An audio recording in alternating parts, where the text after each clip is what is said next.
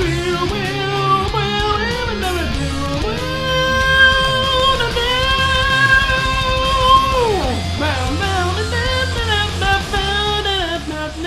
you doing, guys? That started a good show, right? Ken's theme of Street Fighter 2 by Family Jewel 7X. Fuck, I love this guy. I'm gonna have this guy on the show at one point. This guy is awesome! How you doing, guys? Today is a very nice day because we will be raiding Mr. Rice Pirate, the one, the only Rice Pirate, animator, voice actor, all-around awesome guy, Rice Pirate. It actually will be the first time ever I speak with him. Well, it's not entirely true. I just have like 5 seconds conversation with him earlier just to test out the audio. But you know, it will be the first time ever I talk with him. I have conversation with him, etc. And you guys will be here to witness that.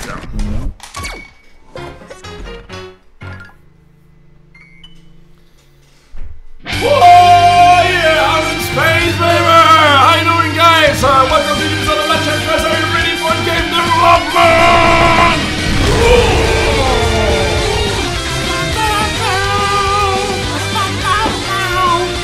Again, no, this one is not by Family Jewel. This one's run by Thunder Clash, another guy that I would love to be on the show. How you doing, guys? I can feel the hype, guys. You guys are so hyped to have Rice Pirate on the show in 1 hour. Guys, I am genuinely stressed out now that I had to like interview that guy. I'm not an interviewer. I'm just like a random dude on the internet making codes and penis jokes, and that's it. I'm not a professional interviewer. What would I do? Oh my god, oops, I pooped a little. Oops. Ah!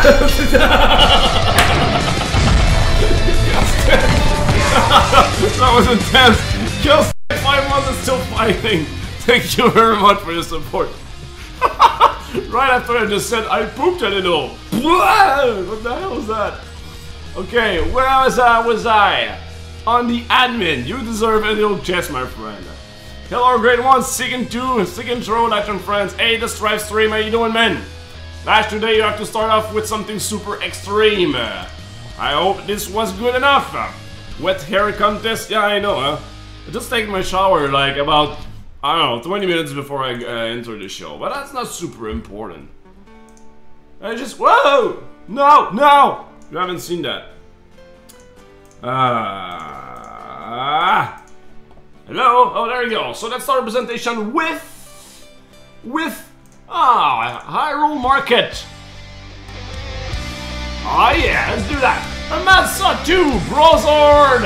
Is this real life? Or just an RPG? Cut with all health, but no escape from the RNG. Darkness Sparta, eBay 91 is saying, I got noticed. Sorry. Kelstech is saying, Kelstech, use tech, the Apple Ice Tech, or I mean, Game Console TV. Okay, in-game dev. Did you see the ClickBot? It's great, isn't it? I thought so too. Hi, animator, Grumanov, and by the way, we answered the question. No, I did not see it yet. Orimus, Rice Pirate, Monkey Man. What is a man but a mortal dog that feeds on the rancid scraps of hope? Wow. Wow. Luke, just punch those bugs into zeros and ones. Kojak DSL in for indie game dev everywhere. Hi, on my gaming saying it's game dev time. Emily, la baguette française. Oh, Xenarts, War Crime, the Strife Train, Skip to Play, Remark May, touch me once, touch me one more time, I dare you. Do I come like that? West Green lives 1 meter underground and eats rock. The little green rock eater. Nico, Moitlek, Lost Selling, Aladdin Dogar, and Kill Paladin. Welcome aboard, guys. I hope you are as excited as myself. I'll be interviewing a rockstar today. I was thinking about just like going hang on, Latcha. That was from Asylvania Flash. Asylvania. Can I watch Asylvania? I want to watch Asylvania right now. I want to do that. This is just like refresh our memory / just like how can I say that, taste what's coming up. Have a little taste of what's coming up for us, guys. Sylvania Rice Pirate. I don't know if I'm allowed to do that. Like watch a YouTube video on Twitch. Rice. I don't know. I don't know. Well, worst case scenario, he'll beat me up. He's gonna say like, Lash, you were not supposed to do that. I'll sue your ass to death. Okay. Rice Pirate. Okay. Is he the animator as well? That guy's fucking rocks, man. If he's the animator slash illustrator slash voice actor slash fucking everything. What is a man but a mortal dog that feeds on the rancid scraps of hope and drinks the spoiled wine of self-importance? Self-importance, the pathetic flame of a crippling candle, blown by the mighty wind. The mighty wind. Damn it, Alucard! Blown by the mighty wind of a ruthless storm, howling, thunderous destruction. Alucard! What is a man? For the love of your mother, stop making those ridiculous sounds with your mouth.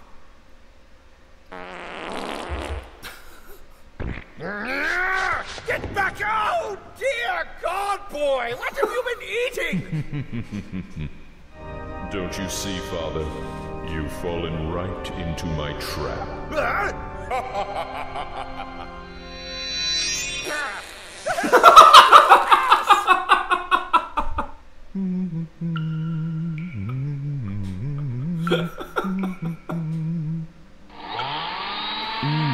So nasty.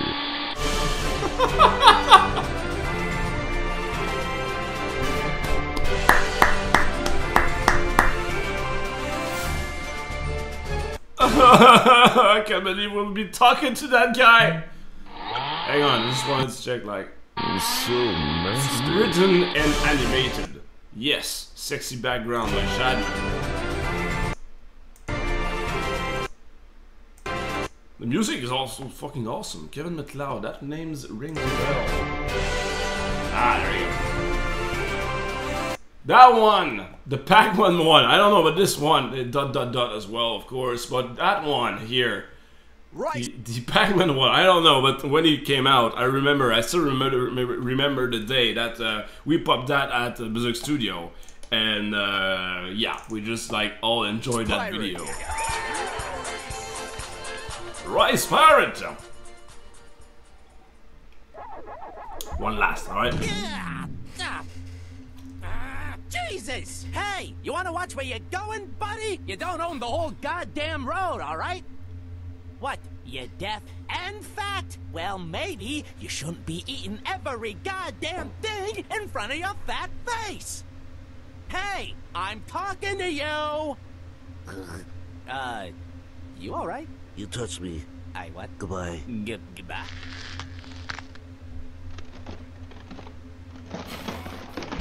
Holy helmet in Christ, what the fuck?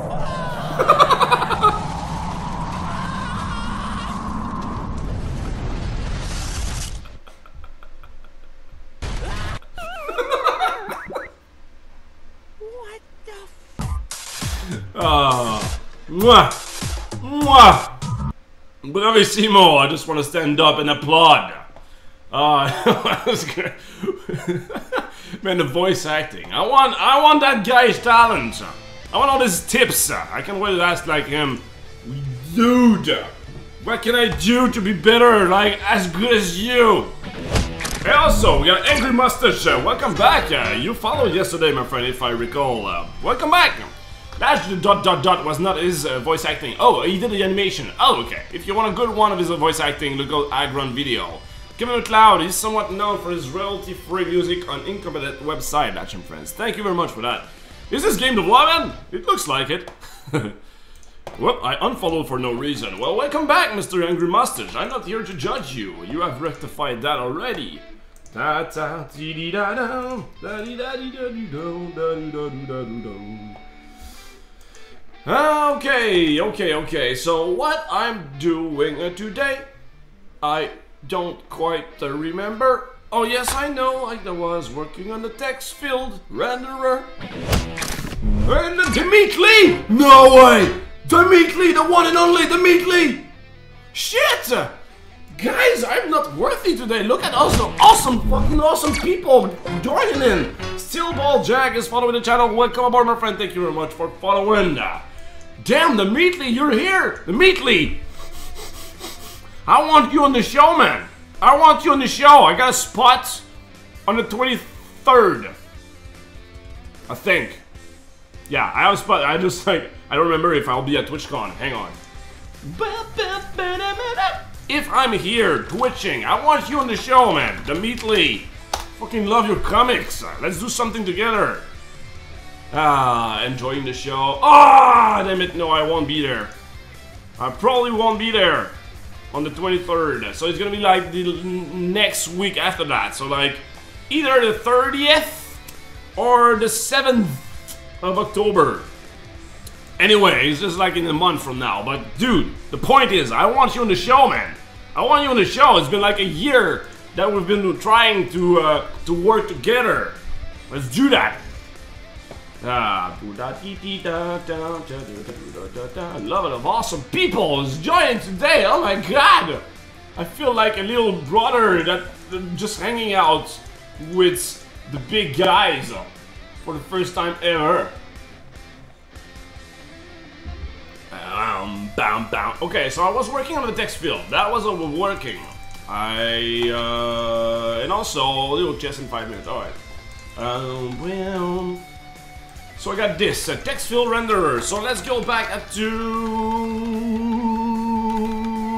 display object renderer, if I recall correctly. Yes, tint filter. I actually don't need that, right? Can I remove it? Yes, I can. Starting text field and current text field. I believe I can put that in here. Right there. So let's remove that. Let's remove that. I'm just cleaning my code, guys, by the way. Just cleaning the code just a little bit, because everything is all in the very same class and it looks ugly and I hate it. So I will fix that up. By the way, guys, hang on. If you have questions for Mr. Rice Pirate, please do so in the application here, Latch and Friends RPG admin. You can go with, not the admin, but the Latch and Friends RPG. If you go on Latch and Friends right now and go download the little game, you'll be able to customize your avatar, etc., etc. But today we will have a question here. The questions that we will be asking to Rice Pirate. All right. So the thing is, for example, hang on. How do you pitch? What do you when you have only a few seconds to explain? So if I do this, like, whoop, I got a rhyme single. How do you pitch what you do when you have only a few seconds to explain, though? What is your favorite part about doing voice? Hang on. What is your favorite part about doing voice work? There we go. Kujak TSL is asking, what is your favorite part of blah blah blah. So please ask your question and vote for the best one. All right. So the best one will be on top, and I will be asking that to Mr. Rice Pirate. Do it now. All right. Do that now. Do it! Just do it! General question about game dev. Wondering what are your key go-tos for AZ feedback, cam shake, fade to white, sprite, etc. Hang on. Wondering what are the keys go-tos for AZ feedback? Not sure what you're talking about, but I will answer this. I have a big folder here called effect. Effect, and it's all about little stuff. Hey Matt, so how you doing? Effect blinking, FL blinking alpha, effect blinking on actor, effect fade in, so I put a color and fade into that color, effect fade out, the other way around, so it starts from like complete white to back to it was, you know? And that class will be only doing this. You can set up like a delay, the color, the amplitude, and the time, the duration, for example. So this class will take care of this. Also, I don't know, effect squash over here, it goes like, woo, like this. Effect shake, effect scale back to 1, so you can take something that goes like POW! And go back to 1, you know? For example, the little numbers that appear Oh shit, I just broke my code. By the way, the little numbers that appear when you collect the skulls in Subvital, they start at 3, poof, and go back to 1, you know? So it looks like more beautiful. So the thing is, I have made all those classes, and the key is to make all those classes independent and also additive. Which means if I put shake and another shake, it won't mess up my movie clip, it won't mess up my my actor. So if I put like my actor is over here, and I put like, I don't know, 10 effect shakes, after everything is gone, it should start at the beginning, you know, where it was.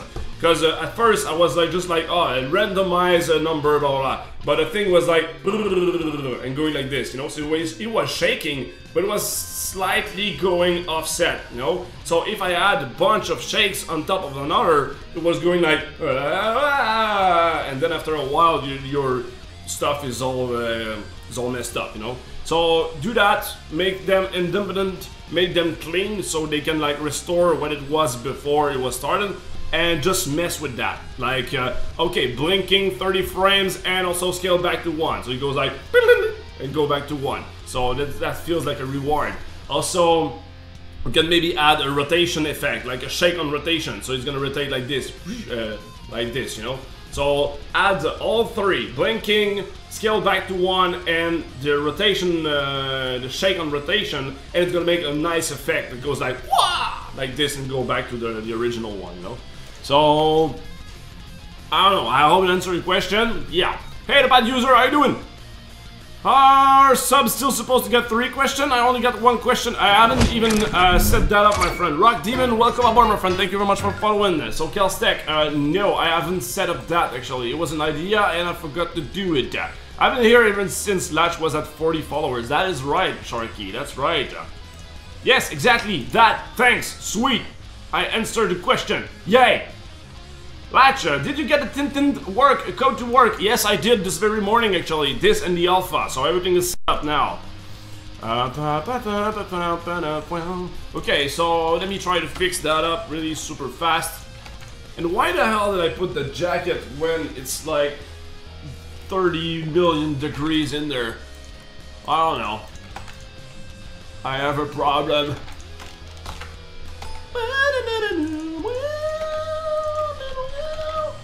Okay, so Berserk Manager, let's do that. Berserk Starting Manager, like this. I'm gonna create a constructor that will receive the Berserk Manager in there. Berserk Starting Manager, like this. Berserk Starting Manager, that goes there. Yay! Gabby J. Yay! Like this. Let's go back to Berserk. I really want to know about voice acting, guys. That is very weird. I mean, just go back 2 years ago. I would not believe you if you had said, Latch, one day you're gonna put your face on internet every single day and gonna make YouTube video. I would be like, the fuck, I make games, that's it, you know? And now I really enjoy making videos and put my face on internet nowadays, you know? And I kind of developed a voice. I kind of developed like my own voice. I'm not saying I'm a voice actor or whatever. No, I'm not saying that. I'm just saying that when I Twitch, I have another voice. I have another character, you know? I'm not like, wow, space, pew, pew, pew, in real life, you know? I would be super fucking annoying. But on the show, on Twitch, it's kind of fun, you know, it's entertaining, it's like, it's more energetic. The point being, I kind of like, now, I kind of need that skill set that I didn't need back in the days. I'm talking about voice acting. So, yeah, I want to suck away his power. Chop his head off, suck away his power.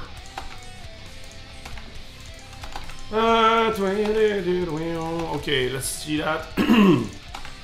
Clean text field. So I'm gonna say like reset, and I'm gonna put that there, like this.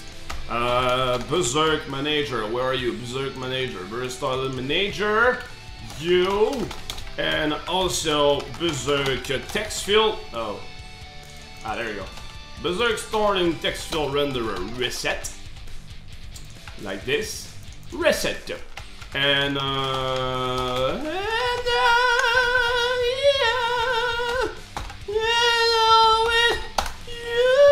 shut up.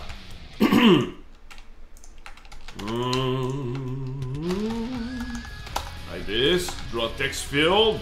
I don't need that. Everything is in there. Please, can you? Okay, apparently I can't. Okay, so clean text field, that's done. Now that thing over here, I'm gonna put that into reset as well. Like this.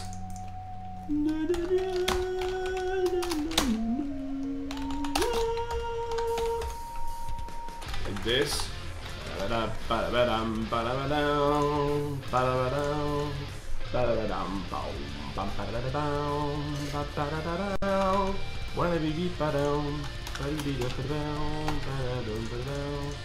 Okay, so where's the batch?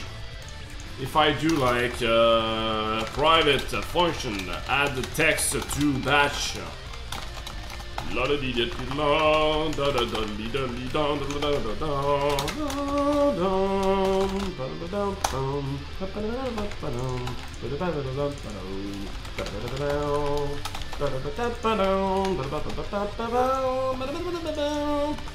want to say something. I want to drop a bomb, guys. I prefer that version of Zelda's song than the original. Oh my god, he said it! Burn in the hell, Latch! How dare you! Maybe it's like the only reason that we have heard Zelda's song over and over and over and over and over and over already, you know? It's been overused. So maybe like this one, I prefer this one because of that. Cause I don't know, I like it. This one is from the Game Boy version, and I played the Game Boy version a lot, and I really enjoyed it. So maybe it's that. I don't know. Well, I like this one. And should I say I prefer this one? Okay, so I got that display object renderer, text field renderer, get text field here. Probably gonna say like, hey, what the hell are you talking about? Here I'm gonna put like -h minus, not minus, small. Hang on, capitalize, lowercase.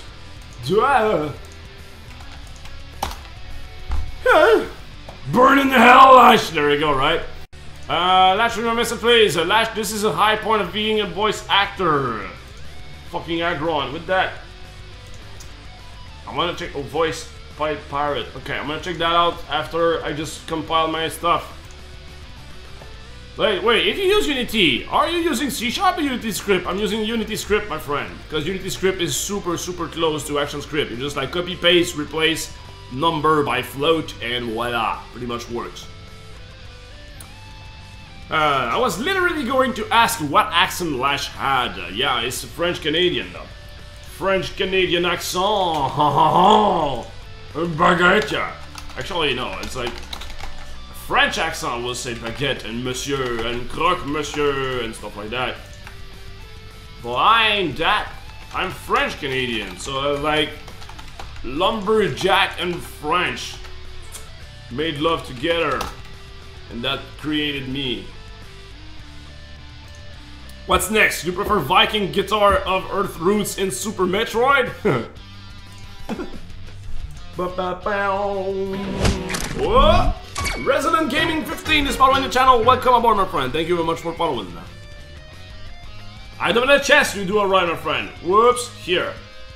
Boom! It's yours. Take it up. And also, again. Oh yeah. There we go. Again. A lot of question. Please ask all your questions for Mr. Rice Pirate. It's gonna happen in 30 minutes, alright? 30 minutes is gonna happen, so please ask your question in the Latch and Friends RPG. Go ask your question and pick your favorite one. Please do it. If you want a nice interview, please help me do that. Because when I'll be out of question, I count on you guys to continue the show.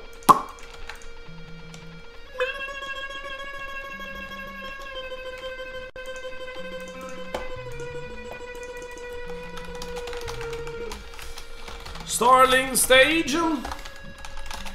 Display object container from starting.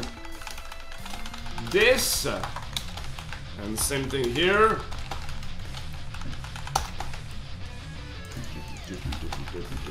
Let's try something. Text field container. Can I simply...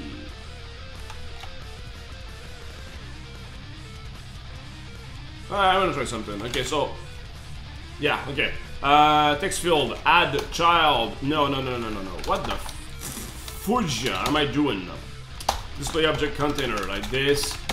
Starting stage, add child, this. Okay. And what if instead of adding that to the stage, I would add that to draw text field, handling get started, instead of this, I'm gonna put that there. Boop. There you go. And I don't like that way of doing the thing. But man, let's check it out if it works first. Unity script. No wonder Lash does not switch to Unity then. Yeah, I prefer. I said it before though. I prefer C#. In terms of language, I prefer C# than ActionScript 3. You know, even though I've been working with ActionScript 3 for the past 10 years, I still prefer C#. You know, because it is like it has some neat shortcut and stuff like that that ActionScript doesn't have. You know, so I still prefer C#, but. Not to the point that I will just say like no to ActionScript, because the workflow we have right now is really efficient. So you know, I don't care. A language is a language, and even if you have the best tool in the universe, if you don't have the skills to handle it, so I don't care if I only have an hammer and half of a screwdriver to build a house. You know. The result is the house. Okay, didn't work. Okay. Fuka damn it.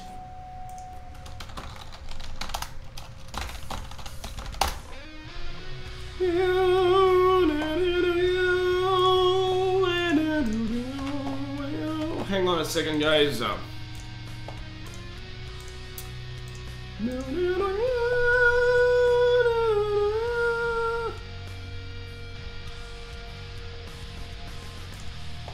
Okay, yes, all this, text field container, yes. So why doesn't it work, does?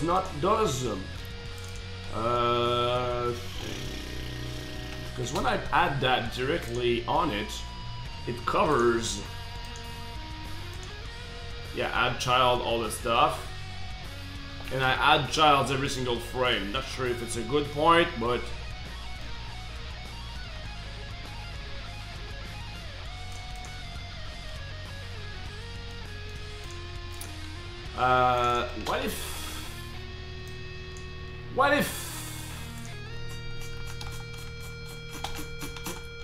what if I do something like, okay, set new batch, so I add the master quit batch like this. Okay, what if here I say like if var qb is a shader quad batch equal to that dude over here, like this. What if I do this if parent is different than null? Do nothing. I don't know. Oh yeah, Latch, I thought you might like this. I hooked up my PC to the TV in my living room and played Just Shapes and Beats on it. Ah, sweet. Sorry that the quality is shit. Had to use my iPod to take a pic. Nice, I want to check that out. Ha, nice, look at that. Sweet, man, did you love it? The most awesome what? What's the name? It is written the most awesome something. Oh, it's maybe like the name of the website. Sweet, man. Okay, so it did not do anything. Okay. Down, baby, down, down, down, down, down, daddy down, baby, down, down, down, down.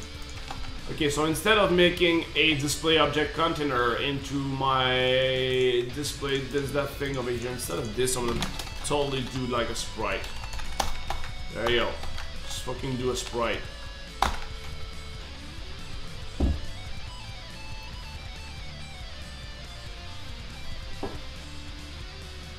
Down, down, down, down, down, down, down, down. So I can see the text field, but again, it is below everything.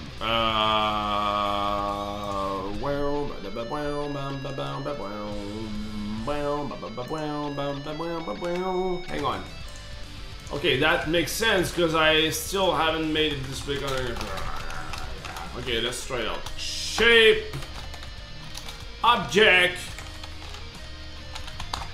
container.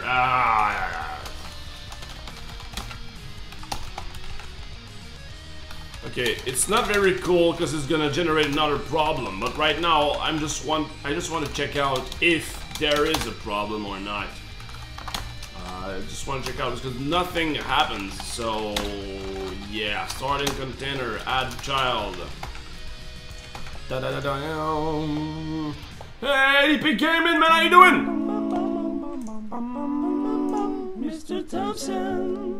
Yes? Enter the stream. Boop. What up, Mr. Thompson? What up? Did you enjoy me, Mike, and Mark hopping on your spamming your your show yesterday? I'm the queen of laziness, but we call it GSB most of the time.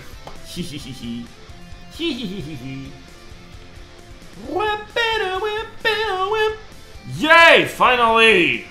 Fuka damn it! Okay, so all of the text fields are working.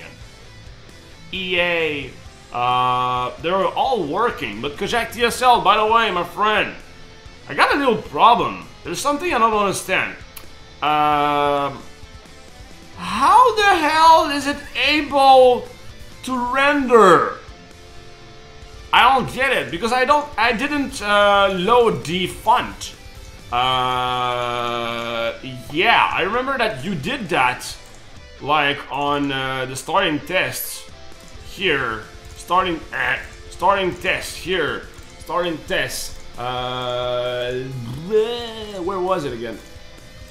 Assets, yeah, assets, font. You put that there, and you made that like loading. You loaded that into starting with the asset manager. You know. My point is, I did not do that. I didn't do it, and it is working. And I really don't understand why.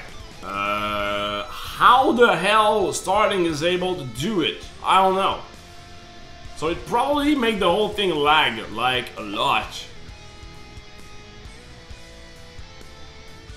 But I don't understand why, how it does that. Because everything is there, you know, the font is here, it's all crisp and everything. Yes, they are bugged, like for example this and that big mask over here, it's super ugly, but you know, my point is, we can see the, oh fuck. Ah, yeah, the rollover doesn't work. Wow! Okay, yeah, I'm gonna put the, shape object here, shape object, instead of that, I'll put that back.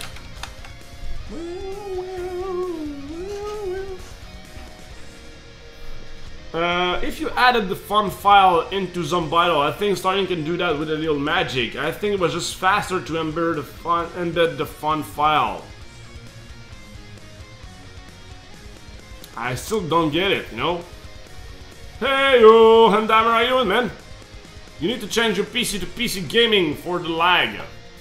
I already have a very cool PC, by the way, guys. It's just that I asked so much, you know? I'm compiling, and there's a bunch of flash animation here. There's the donation tools. There's the Van Damme shoot popping up here and there. There's a donation tool. There's the admin tool where I give a chest, and there you go. So there's a lot of stuff going on in my computer. I wanted to try the 2 PC stream thing, you know. I would like to try that, you know. I will have to change my my office a little bit, but that will be better, I believe, because everything will be like everything you see on XSplit will be on that PC, and the only thing on my PC would just be like compiling and stuff, you know. So I believe it will be faster, but I don't know. I'm not sure like the amount of awesomeness it will give me back. Welcome, while we're away, monster farm that amount claimed. Yay! That's one. It's a little bit edgy.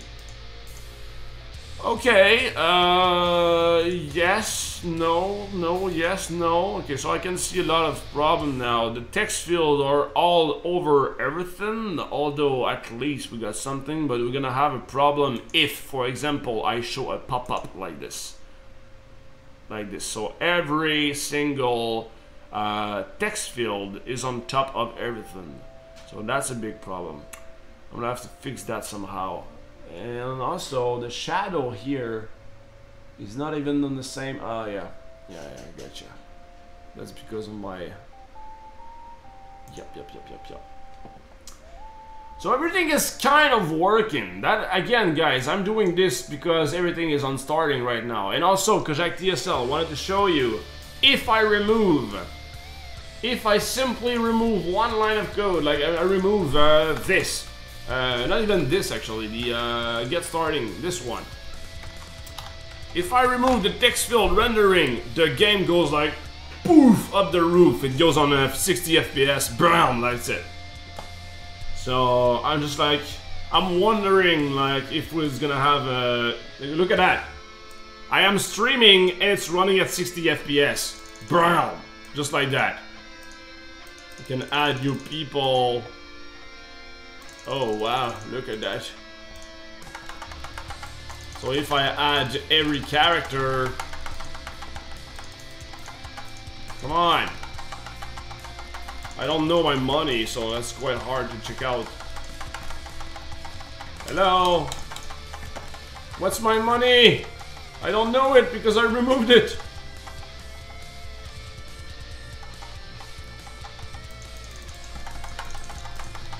So you know, now everything is super fast with the GPU, like compared to if, for example, I'm gonna stop that, I'm gonna go back here.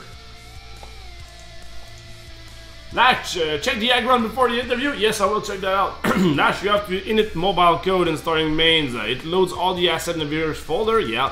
One of which is asset funds. You can embed the funds, but I'm pretty sure it's grabbing them from there too. Okay, yeah, but my point is I don't do that right now and it's working. So if I don't do it, what will happen? I mean, maybe on mobile it will break. I mean, I'm pretty sure on mobile it will break. I don't know how it does the magic, but on mobile it doesn't have access to those funds, you know? I'd probably fetch it from Flash directly. But will it go faster? Will it render faster? Yeah, I don't know. Why don't you use OBS? It's good in the XSplit. Well, good for you, my friend. It's just that when we started and we wanted to have a... it's super stupid, by the way. It's just that when we started, we wanted to have an effect like this. You know? Rotating and tilted just a little bit or whatever. We wanted to have an effect like this. Because we were a big fan of... Video Game Awesome, and we loved their layout, so we were just like, okay, let's have something that looks like that, you know? And so if you go back on my very first layouts, you're gonna see like it's like tilted a little bit. And OBS didn't have that from scratch, you know? And we didn't want to have like time to we didn't have time to fiddle around to see like is there a plugin to do that or whatever. XSplit had it already, so we're just like, okay, fuck it, we're gonna pay XSplit, and if there's a problem, we're gonna have the support from XSplit, etc. You know.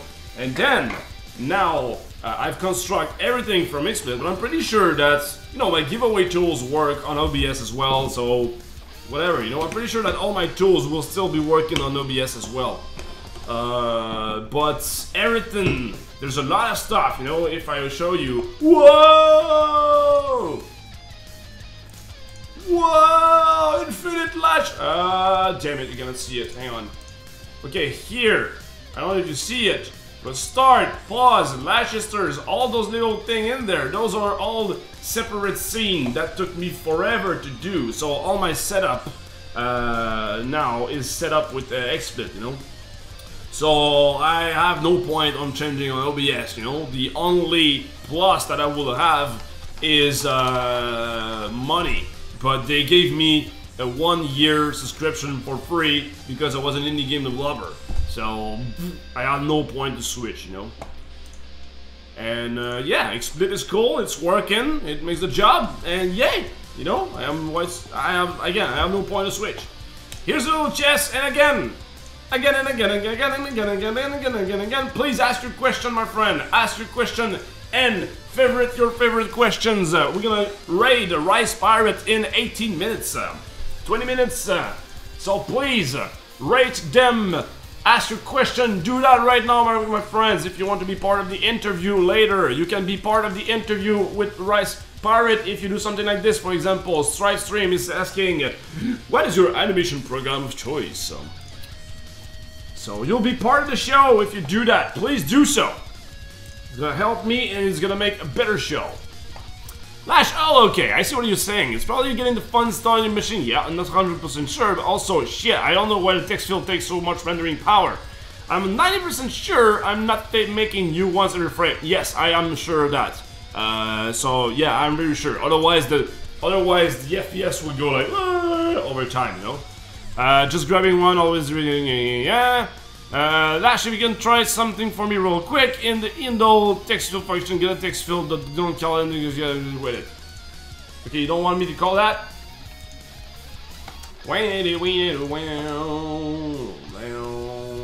So like maybe something like this. Boop. I still need the concatenated matrix.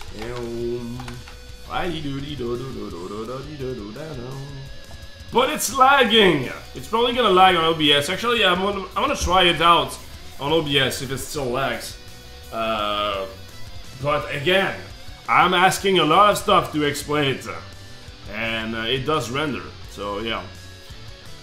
It's also nice because watching Lash always creatively get me going. It's very interesting to also peek the behind of the veil of game development. Sweet. Lash, right click on the scene next bit. That's why it's better than OBS. What? I don't get it. Right click on a scene. Okay, you can right click on a scene. Okay, I gotcha. Okay, so yeah, I have. Whoa. Although I think that I forgot to put that. Yeah, forgot to put that here. So yeah, look at the red wall of text on this chat. Good day, sir. Hey, Kellogg, how you doing?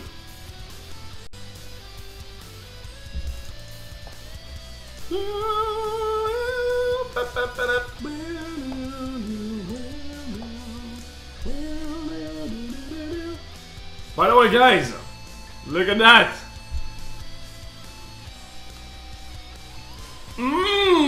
Delicious this time. I don't know what the fuck happened yesterday with my yogurt, but this time I just changed the yogurt and it is super tasty. Yesterday, like after the stream, I was like watching my wife. Oh, yep, it is running at super fast, my friend. It's written null everywhere, although I don't see it. Map.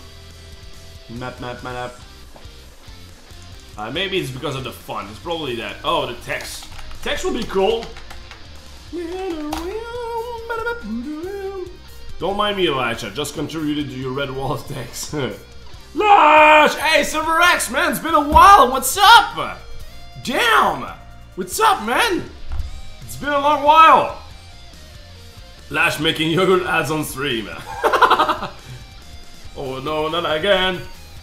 Oh my god, did you miss me? I missed you, man! Of course I did miss you! What kind of human being would I be if I didn't miss you? Notification group, what the hell is that?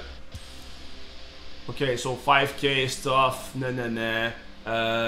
Now it's lagging, but I forgot to do one thing. Oh, I think that text will make it super... I'm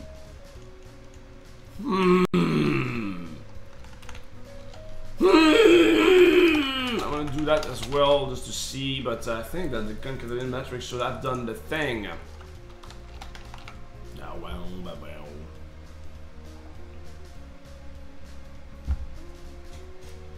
Yeah, you're setting the text every frame, forcing it to recalculate. Yeah, right.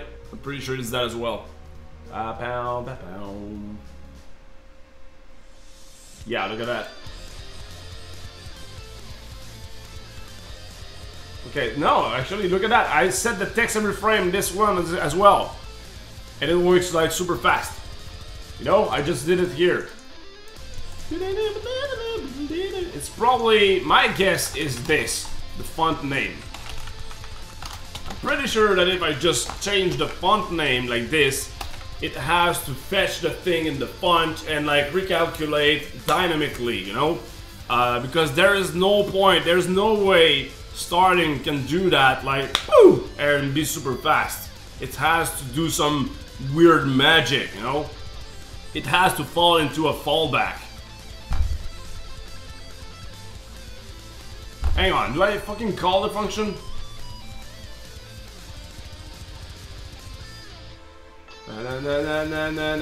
It goes super fast now. I don't get it. Do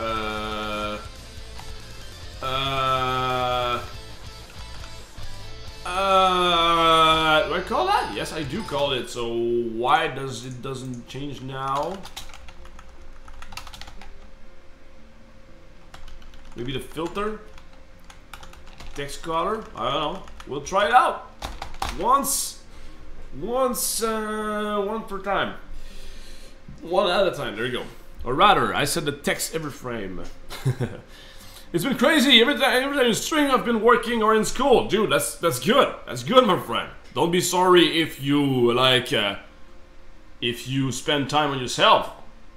Okay, so okay.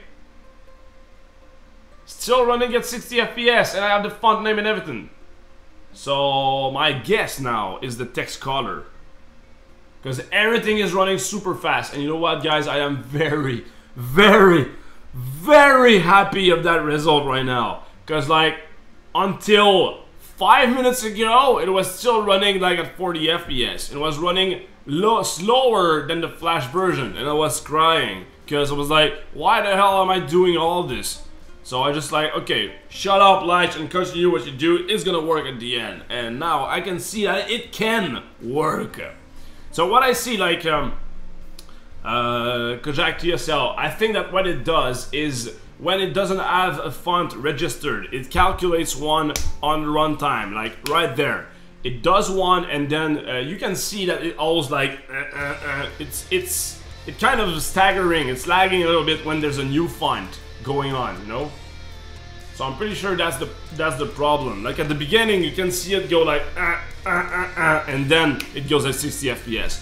So my point is that you don't expect good for Pro Premier, but if you start a stream, you want to use OBS for use easy. Yup.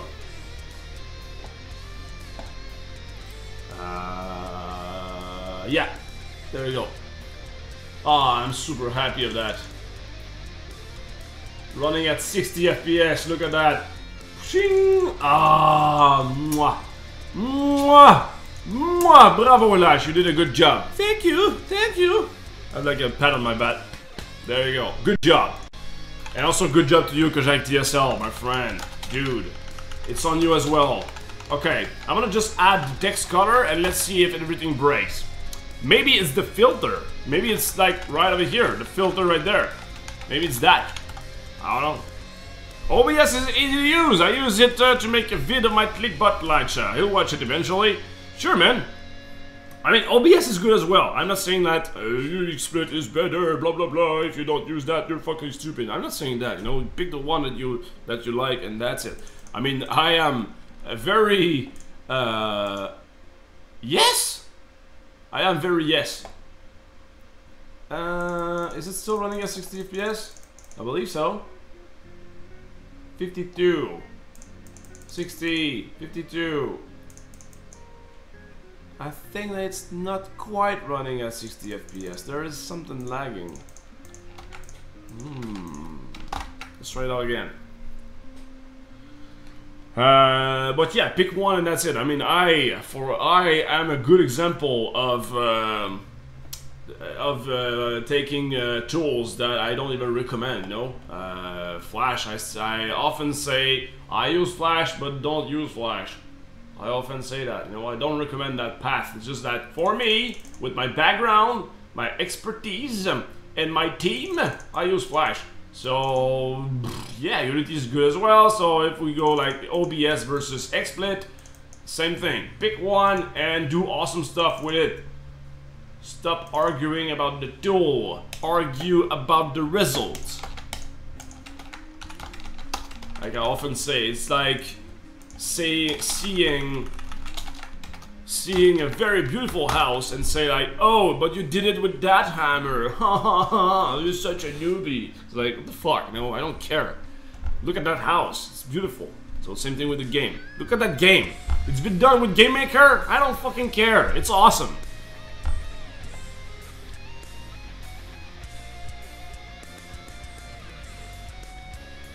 Okay, now it's running at 50. Okay, I don't understand the world anymore. Maybe this?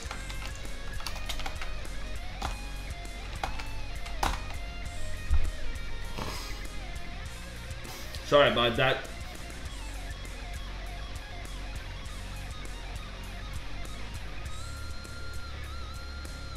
Ah, voila. That was the thing that's making everything break. Look at that. With an 8. Those are the culprit. Look at that. I am now at 20 FPS. Dude. Furby and Krishna following the channel. Welcome aboard. Thank you very much for following. But at least we have a solution. So that is awesome. That is very awesome. Okay, 3 minutes until the next... What about games made in Visual Basic? Again, I don't care. I don't care.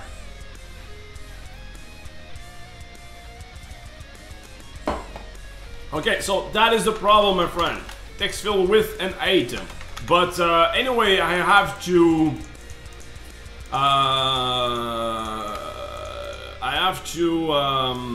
optimize that stuff, you know.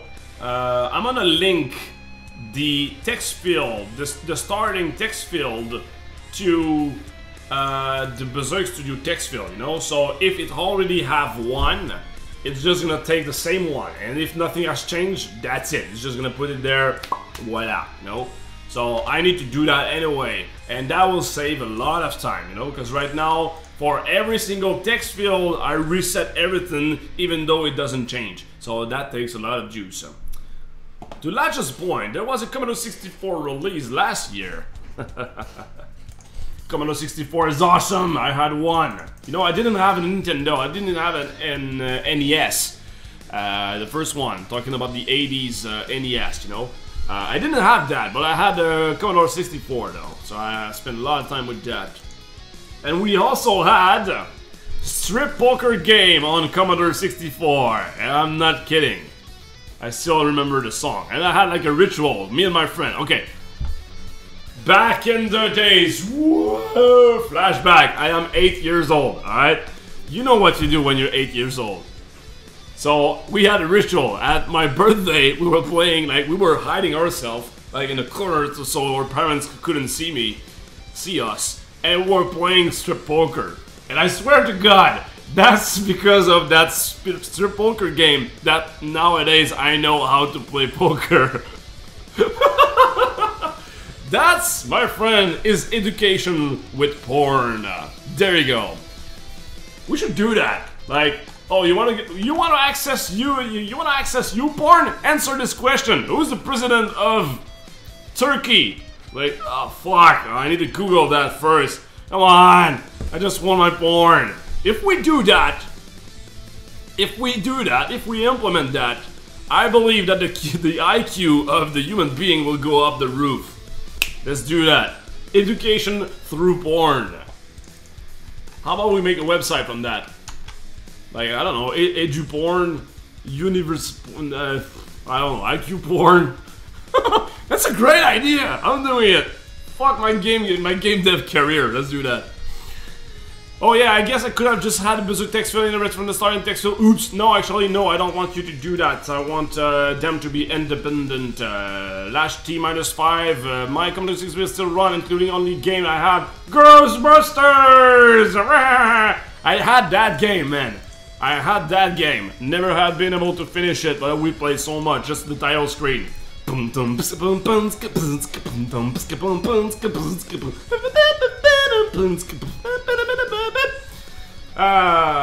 Brilliant idea. Let's do it.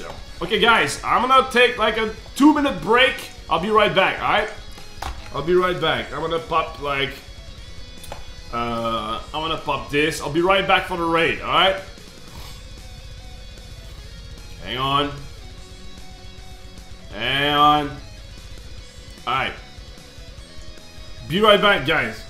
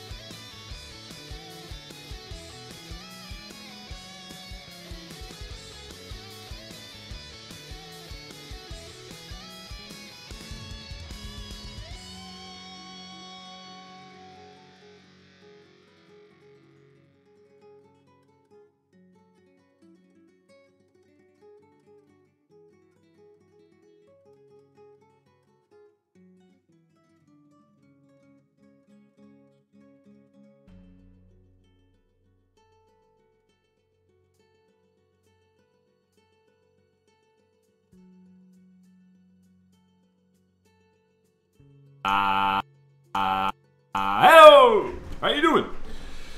Okay, so that all works. Look at that, it's so beautiful. I like it. I like it a lot. For real, guys, I'm very, very super happy right now of seeing that.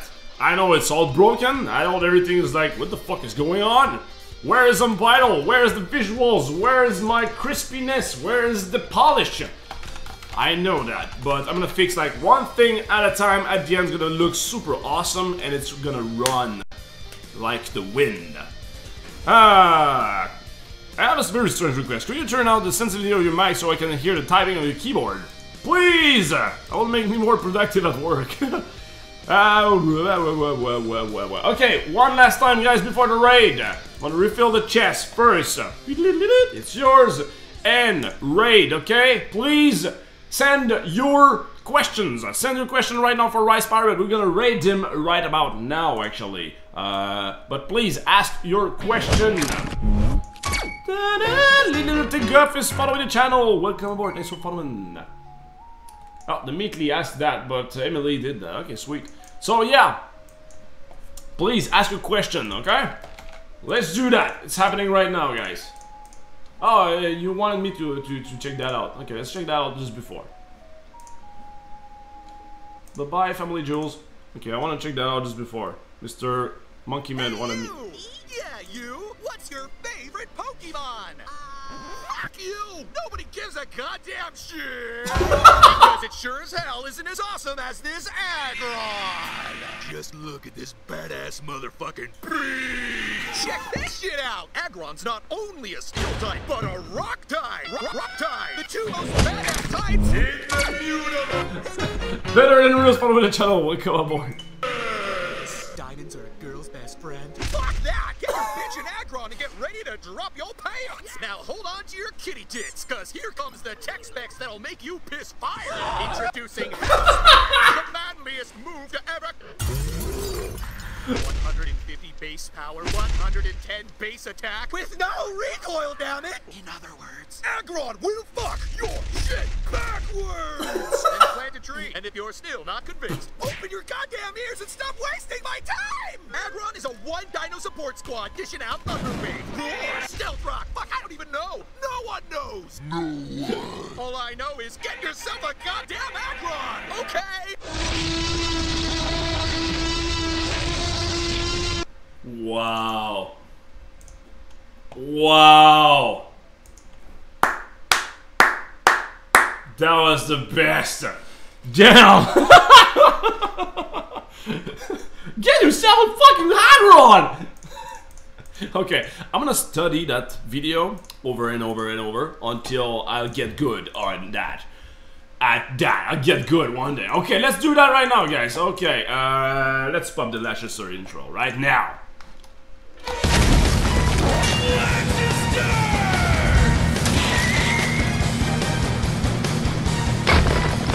Oh yeah, it's happening right now. We are raiding Mr. Rice Pirate. I'm sending in a tweet right away. Please send a tweet to Mr. Rice Pirate Mick.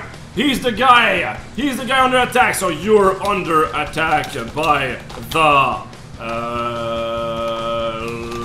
Leicesters. Come over if you have the balls. And I'm gonna capitalize that bitch. There you go. Come over if you have the balls. It's happening right now, guys. Please send your tweets to Mr. Rice Pirate right away so we can come up here and we can raid him and have him on the show for an awesome interview. And also, again, if you guys want to ask him a question, please use the Latch and Friends RPG client so we can use that. So we can... where's my brain? It's just like a brain fart right there. If you want to ask a question, there you go, new tweets. That's mine though.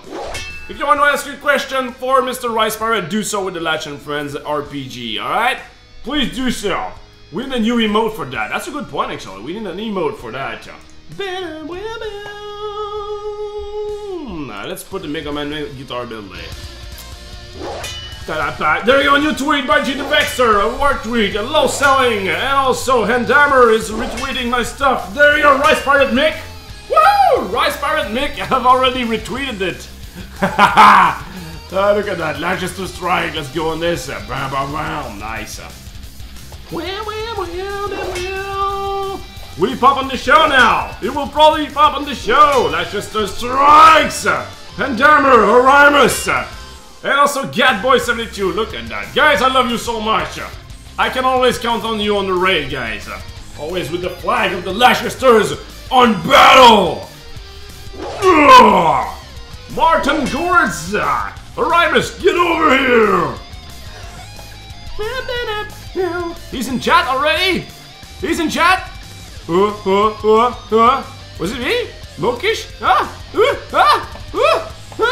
Is he here already? I think his nickname was Rice Pirate Mick. Probably here. Probably here already. I don't see him. Yes, I see him. He's here. He's just quiet. He's silent. Alright, let's do that. Again, hi, I'm Mike Gaming, and also the Vexer as well.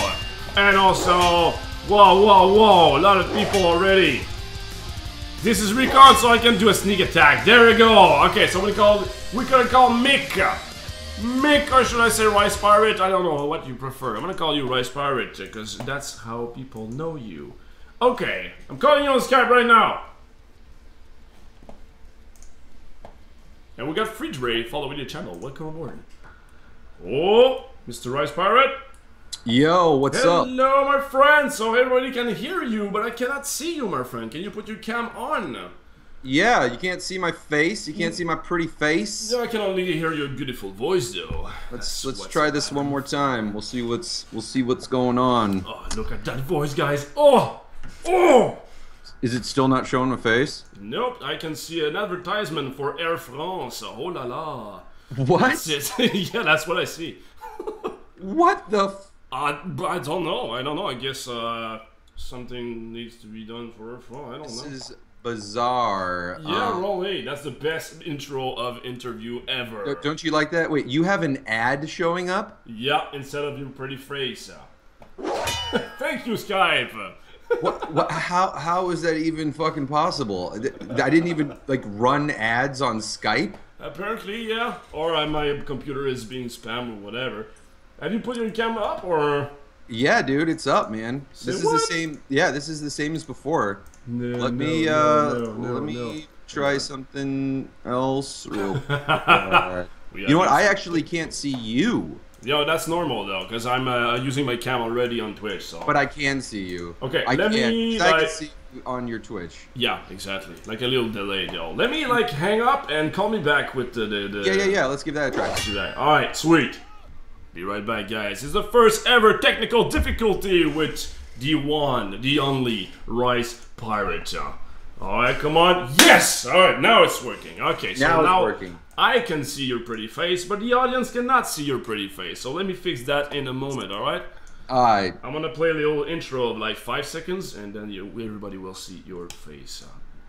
I don't know how good of a thing that is. It's playing right now. And it's called Awesome People I'd Like to Be! Woohoo! It's happening right now! We are with Rice Pirate. Look at him. My friend, please. It's an honor to have you on the show, man. It's an honor. I am super stressed out. You cannot see that, but I'm sweating to be with a rock star like you, man. Fuck so you, please. dude. I'm curious, I'm curious, you say this is like people you want to be, so do you ever have like porn stars or shit on your show? That's actually a good point, though. I don't know. It just will it be like Twitch? Will Twitch allow that to have like porn stars on the show? Yeah, they'd make a lot more money if they did, but you know. Sweet. So please, Mr. Rice President, present yourself. Everybody in the audience already know you, but present yourself. You're in the spotlight for 20, 30 minutes, whatever. It's just a super casual interview. We talk about content creation stuff. Go ahead, you're in the spotlight. All right, I'm Rice Pirate. Most people just call me Mick, but if I said my name was Mick, most people wouldn't know who the fuck I was. So I make some cartoons, I do voiceover, I work with a bunch of guys at Sleepy Cabin. That's Oni, Chris O'Neill, Zach Psychic Pebbles, Corey Spaz Kid, Jeff Johnny Utah, Nile. We had Stamper for a while. We're still roommates and good friends, but he was part of Sleepy Cabin. Other than that, I mean, that's about it. Voiceover and animation and fucking getting drunk. Nice. I mean, the dream, man. So my question is, like, do you do that full time? Is it like your day-to-day job? Like, it definitely takes up a whole fucking day. Okay. I do some animation commissions, in which case, if there's a budget, I'll actually hire on friends of mine that are clearly more talented than me. Okay. And but I do, for some reason, get people coming to me for commissions. So I'm lucky in that regard, but with voiceover, I probably voice something, I don't know, something once every other day. Oftentimes I'll kind of bundle them all up and then just spend like 6 or 7 hours at the studio and just knock them all out. But yeah, I mean, as far as does it pay the bills, it kind of does now. I still take website design commissions. Okay. There's a few, and as soon as I'm done with those, it's all Sleepy Cabin content, all Rice Pirate content. The Patreon has been absolutely critical and has made that possible. So that's going to be, that's going to be the goal. You launched your Patreon pretty, when did you launch that, actually, your Patreon page? So I see like a bunch of people do that, like Gonzo's, yourself as well. A lot of animators had to go from YouTube to, well, they still create content on YouTube, but YouTube ads wasn't enough, so they had to turn to Patreon. Yeah, you know, I mean, I think it's not even, it is kind of the ads aren't enough. Before there used to be like these guaranteed CPMs, and even back then it kind of seemed really shitty. It was like, you know, $2.50 or whatever, and a lot of people spat on that because it was kind of the golden age. There was a lot of money passing through YouTube. But now, I mean, dude, if you could get a 2.5 locked-in CPM, that's pretty fucking great. Okay. I think for animators, it's just hard because of the frequency or the lack of frequency in terms of how much we update. Or how much we put out. So, you know, if you want to make a lot of money, you got to know how to put out. Yeah. You know what I'm saying? You got to put that shit out. You just got to fucking pull your pants down, whip it out, dangle it around, helicopter it around, and yeah, no. But I mean, with Patreon, I think the best part of Patreon is not only the help that you're getting, but I think you get to connect with your audience a lot better. Yeah. And it's not like you have to pay to get to know these people, but knowing who is in your corner, you know, and you get to talk to them, and I guess it depends on who you are. I do a lot of Skype chats with my patrons, and a lot of them are friends now. Some of them aren't even patrons anymore, but they're still friends. So yeah, I think Patreon's been really fucking awesome. Go Patreon. Yeah, it helps you like to know your core fans, right? Like the one that you should please first, and you have like a taste of like what type of content you should create, like for the rest of the internet. Yeah, they're normally really supportive about most of the things that you're going to do. I mean, look, I have like what 370,000 subscribers on YouTube, right? Yep. And I have like I think 1,000. I don't even know how many people I have on Patreon. It's not that many, you know. No. It's a tiny fraction. So I'm actually able to kind of connect with them a little bit more. But for the most part, it's not like they're dictating the content. I think they're just supportive because they believe in all the content that's being made, and yeah. Yeah, so, well, I have the same, not issue, but the same thing with Berserk, actually. We had like 350,000 fans on Facebook or something. Yeah. And now I feel more attached with my viewers here on Twitch. And we're just like, I think we're near 9,000 followers now. And I don't know, I feel that people care, people are here interacting with me and stuff. So I feel like more attached with those fans. You know? If you can find a venue to connect with your audience, I think that really makes the difference. I mean, the truth is I want to connect with my audience. I would love to be able to talk to every single person, but it's impossible. And YouTube is clearly just kind of like, you know, people just pass by and, you know, they'll drop their little comments or whatever. Yeah. But things like Twitter or Twitch, where it's a little bit more localized, you can get more of like a core fan group. And that, I think, is just really cool because you can really get involved with them. And because on YouTube, it's just like a matter of views and the subscribers. So it's just more about the numbers and not the people, you know. So you get rewarded by the number, not the people. So totally get One thing that really pisses me off about the YouTube system, I don't know if it's like a Google Plus thing, but sometimes when people leave comments, all you get is a thumbs up or thumbs down. Like you can't actually reply to them. And sometimes they ask questions. It's just like, I don't know, it just doesn't feel like it's built, as much as it is community driven, it doesn't really feel like it's like a tight community driven entity. YouTube, you could not even reply to the comment, just like say like like or well sometimes some of the comments, I think it's a Google Plus thing or whatever the fuck it is, but it's weird. Okay, that's weird. You're weird. That's not true. 3 out of 10. Yay. Rice Permit said something about me. Oh my god. How did it start, man? How did it start? I mean, you've been doing that for like years, and you're like a big shot on Newgrounds. So how did it start? Just like you were on Newground, you loved that up, and say like, hey, how about I make an animation over there? Yeah. So I was watching a lot of Ego Raptor stuff on YouTube, and then he made a video that said, "Don't watch it on YouTube. The compression on YouTube is trash. Go check it out on Newgrounds." And I was like, what the fuck's Newgrounds? So I went to Newgrounds. So it's like, oh, this is where all the cartoons I've been watching on YouTube initially come from. And I think I just kind of lurked around for a year, and you know, I was already doing graphic design and a little bit of voiceover, but it was more commercial stuff, not character stuff. And I mean, just seeing all these people, I mean, at that point I was 30 when I joined Newgrounds. Okay. And when I saw it, it was like these kids, and when I say kids, you know, 20 or whatever, teens, late teens, I was like, these guys are doing such awesome work. Why the fuck? I mean, I love this. I want to do this too. And there was no excuse why I couldn't. So I just tried, and obviously my first year of content was garbage. I mean, a lot of it never even made it past the portal. People had never even seen a lot of the shit I made before. But it has started somewhere. Yeah. And then I did a lot of voiceover for people. I got on the forums and did a lot of character stuff. And then I started animating. And when I say animating, just really bad shit. But eventually, ... came out, and that was kind of like the 15 minutes of fame.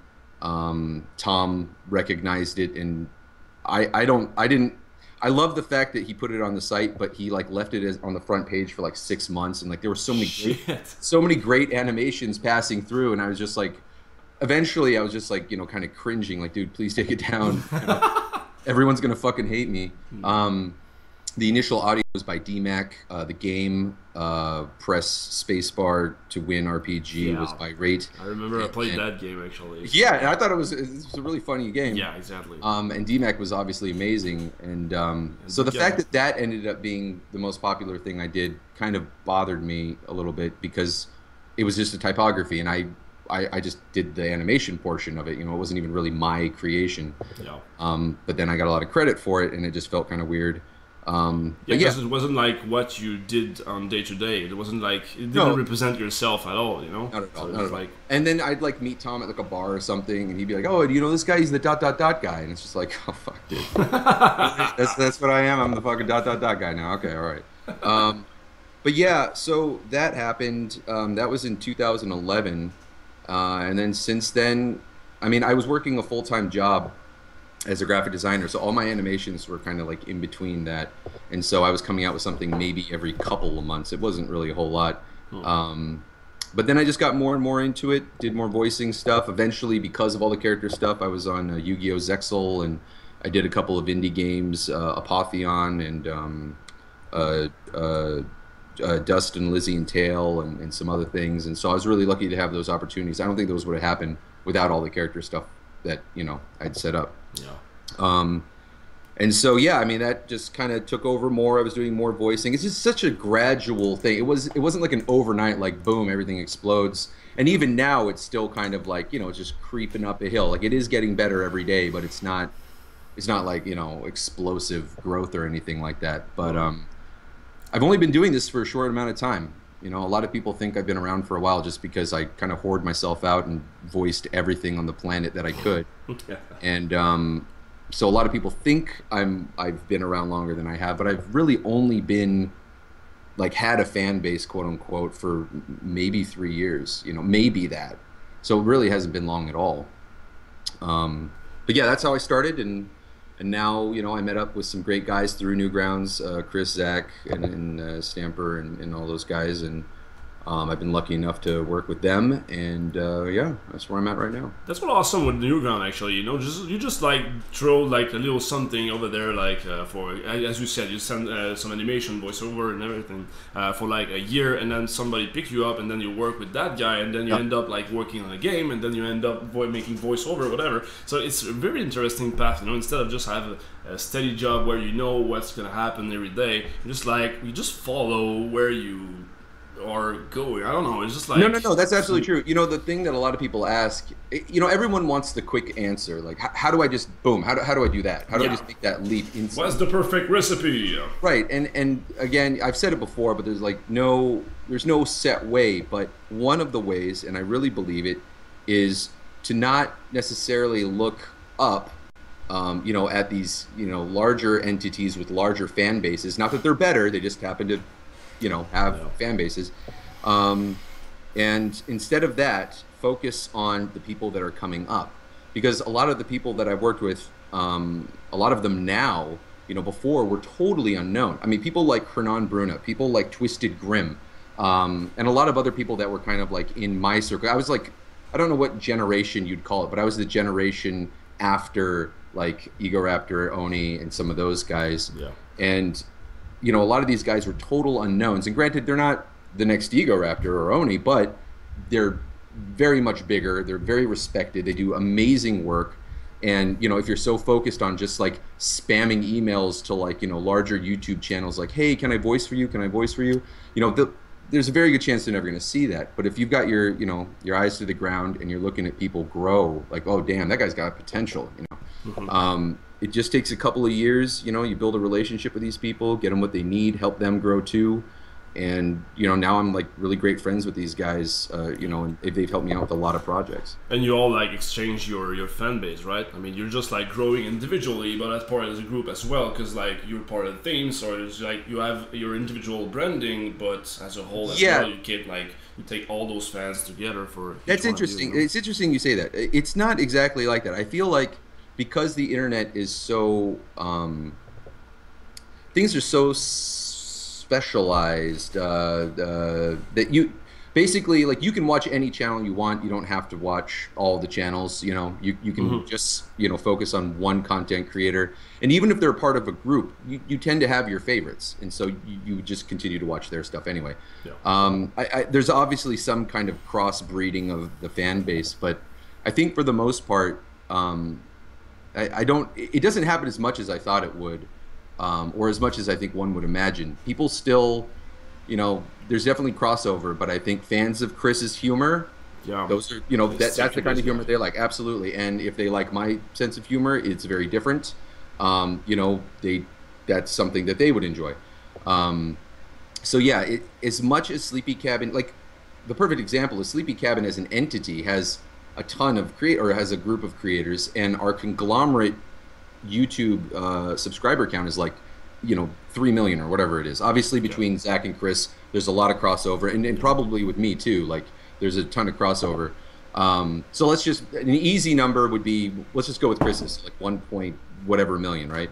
Yep. But the actual Sleepy Cabin channel, I don't even think it's hit 100,000.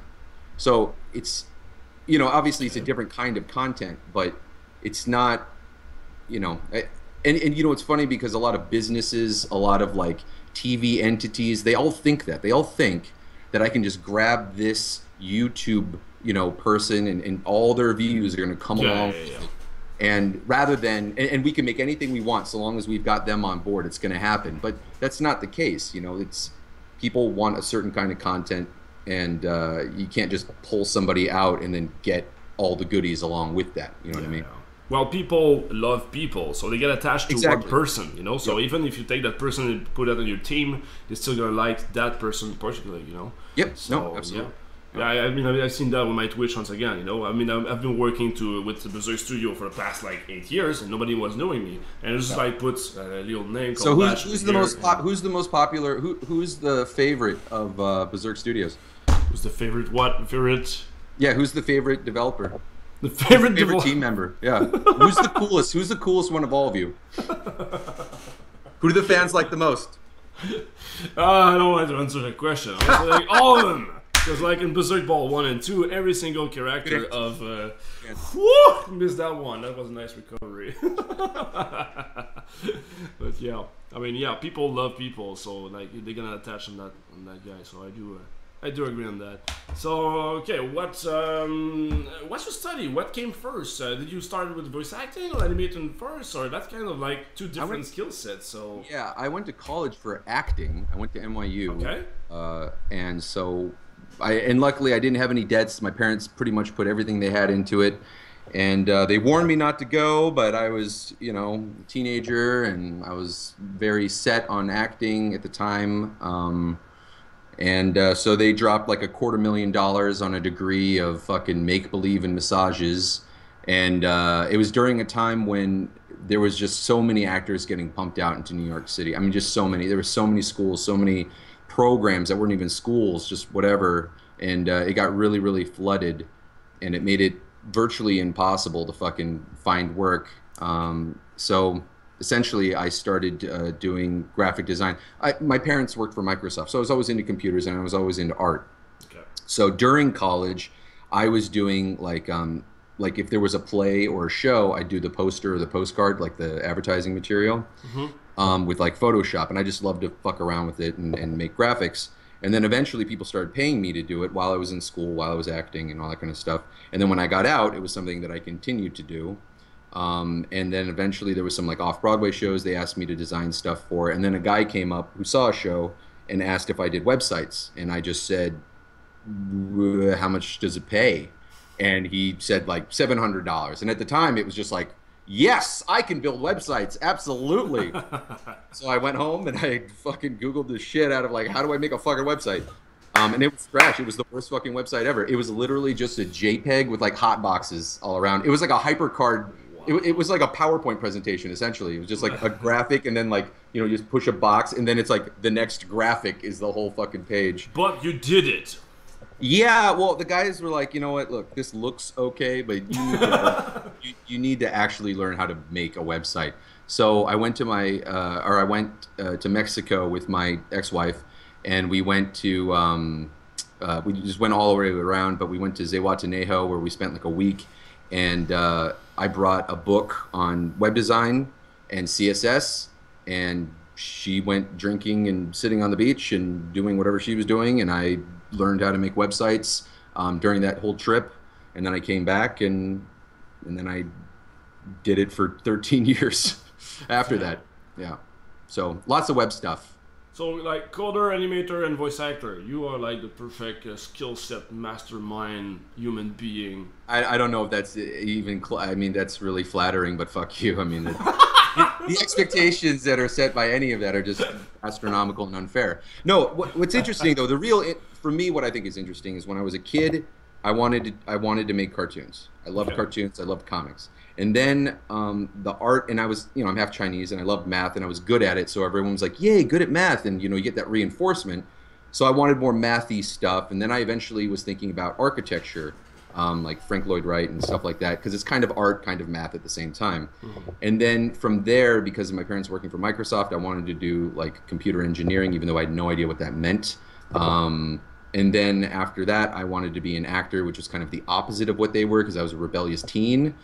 And then it all kind of went up, and then everything just kind of smashed together, because then I went from web design, which is kind of art, computers, and architecture. It is kind of like that, all kind of mashed together.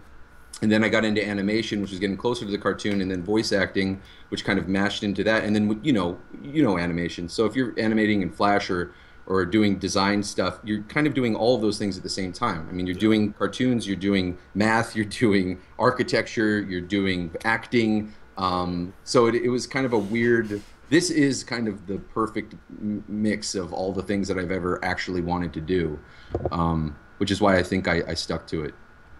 Sweet. Do you ever consider making games, or just stick to animation or whatever? I don't know. I'm just asking.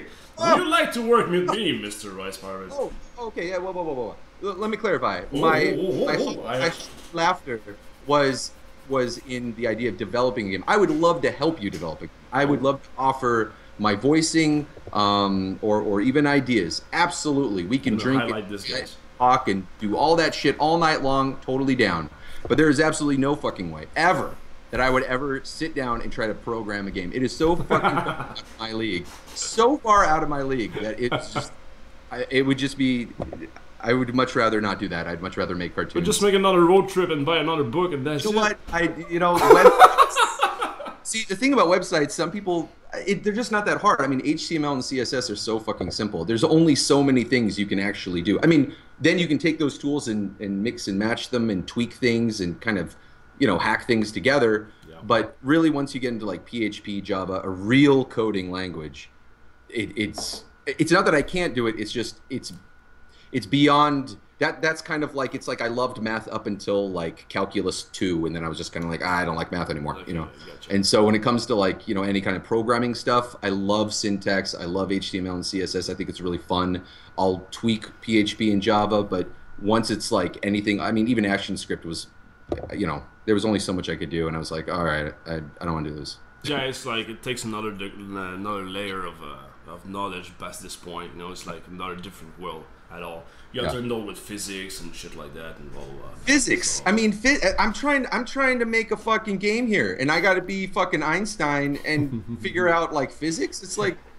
I'll take that as a compliment. You just said that I was like Einstein. Well, I called you now. Like a crazy Stephen Hawkins on the computer before, didn't I? Because I said you were super. Just like just fucking rattling away at your code. Well, it's just like recorded. I just recorded another video and just tapped my my keyboard. There's just like smokes and mirror. Exactly. I'm not actually there. Yeah. you like speed it up too, so it looks like you're hacking like the fucking CIA. Exactly. And then I do some penis jokes on top of that, and then BAM! Popular. So I'm gonna turn on the audience, guys. Please, you guys have some questions for Mr. Rice Pirate over here, the one, the only Rice Pirate. So I'm gonna turn to the audience and I'm gonna ask the first question by Emily. What is your animation program of choice? Flash CS3. Oh man, I love you so much for saying that. I mean, the rest of my team, Etienne, Mark, Emily, all of them, they still love Flash CS3. It was like, no, I don't want to install the next one. And eventually they had to, because like coding wise, it was like the whole thing was broken because it was still working on CS3. Yeah, but animation wise, pure animation wise, CS3 is the most stable, and to this day is probably the most transparent in terms of, and with Swivel it doesn't matter anymore, because I think exporting is easier in later versions, but if you have Swivel it's free and it does exactly what it needs to do. Swivel converts the Swift onto AVI, right? No, actually you can change it into a whole bunch of different shit. Okay. Okay. Yeah, different formats, and you can set the audio. You can even resize it. You can do all sorts of stuff. You still look at that. I can see Mark right now in the chat. Boom! There you go. He said it. Like he's super happy right now. I nothing against people who do Toon Boom. I've seen amazing work from it, and so I can't knock it. It's just what I prefer would be CS3. I've looked at Toon Boom, and for the cartoons that I do, I mean, for the 1 to 3 minute cartoons, it's enough, and it does everything it needs to do. Yeah. I think once you get into larger scaled projects, you kind of need a program that can handle the bulk of all that. Because Flash wasn't built for cartoons, so you start to feel the limitations after a while. But it's really weird because CS3 on my older computers was trash. It wasn't trash. It was the best of them, but it still crashed occasionally. But then I got a new computer, like brand new 2015, and then I threw CS3 on it, a program from way back when, and it runs like gold. I mean, it's like very rarely do I feel like you can take a program that's aged, or like a decade or whatever it is, and throw it on a new computer, and it's just better, and it runs awesomely. I've never had any crashes. It's fucking great. I want to learn After Effects too.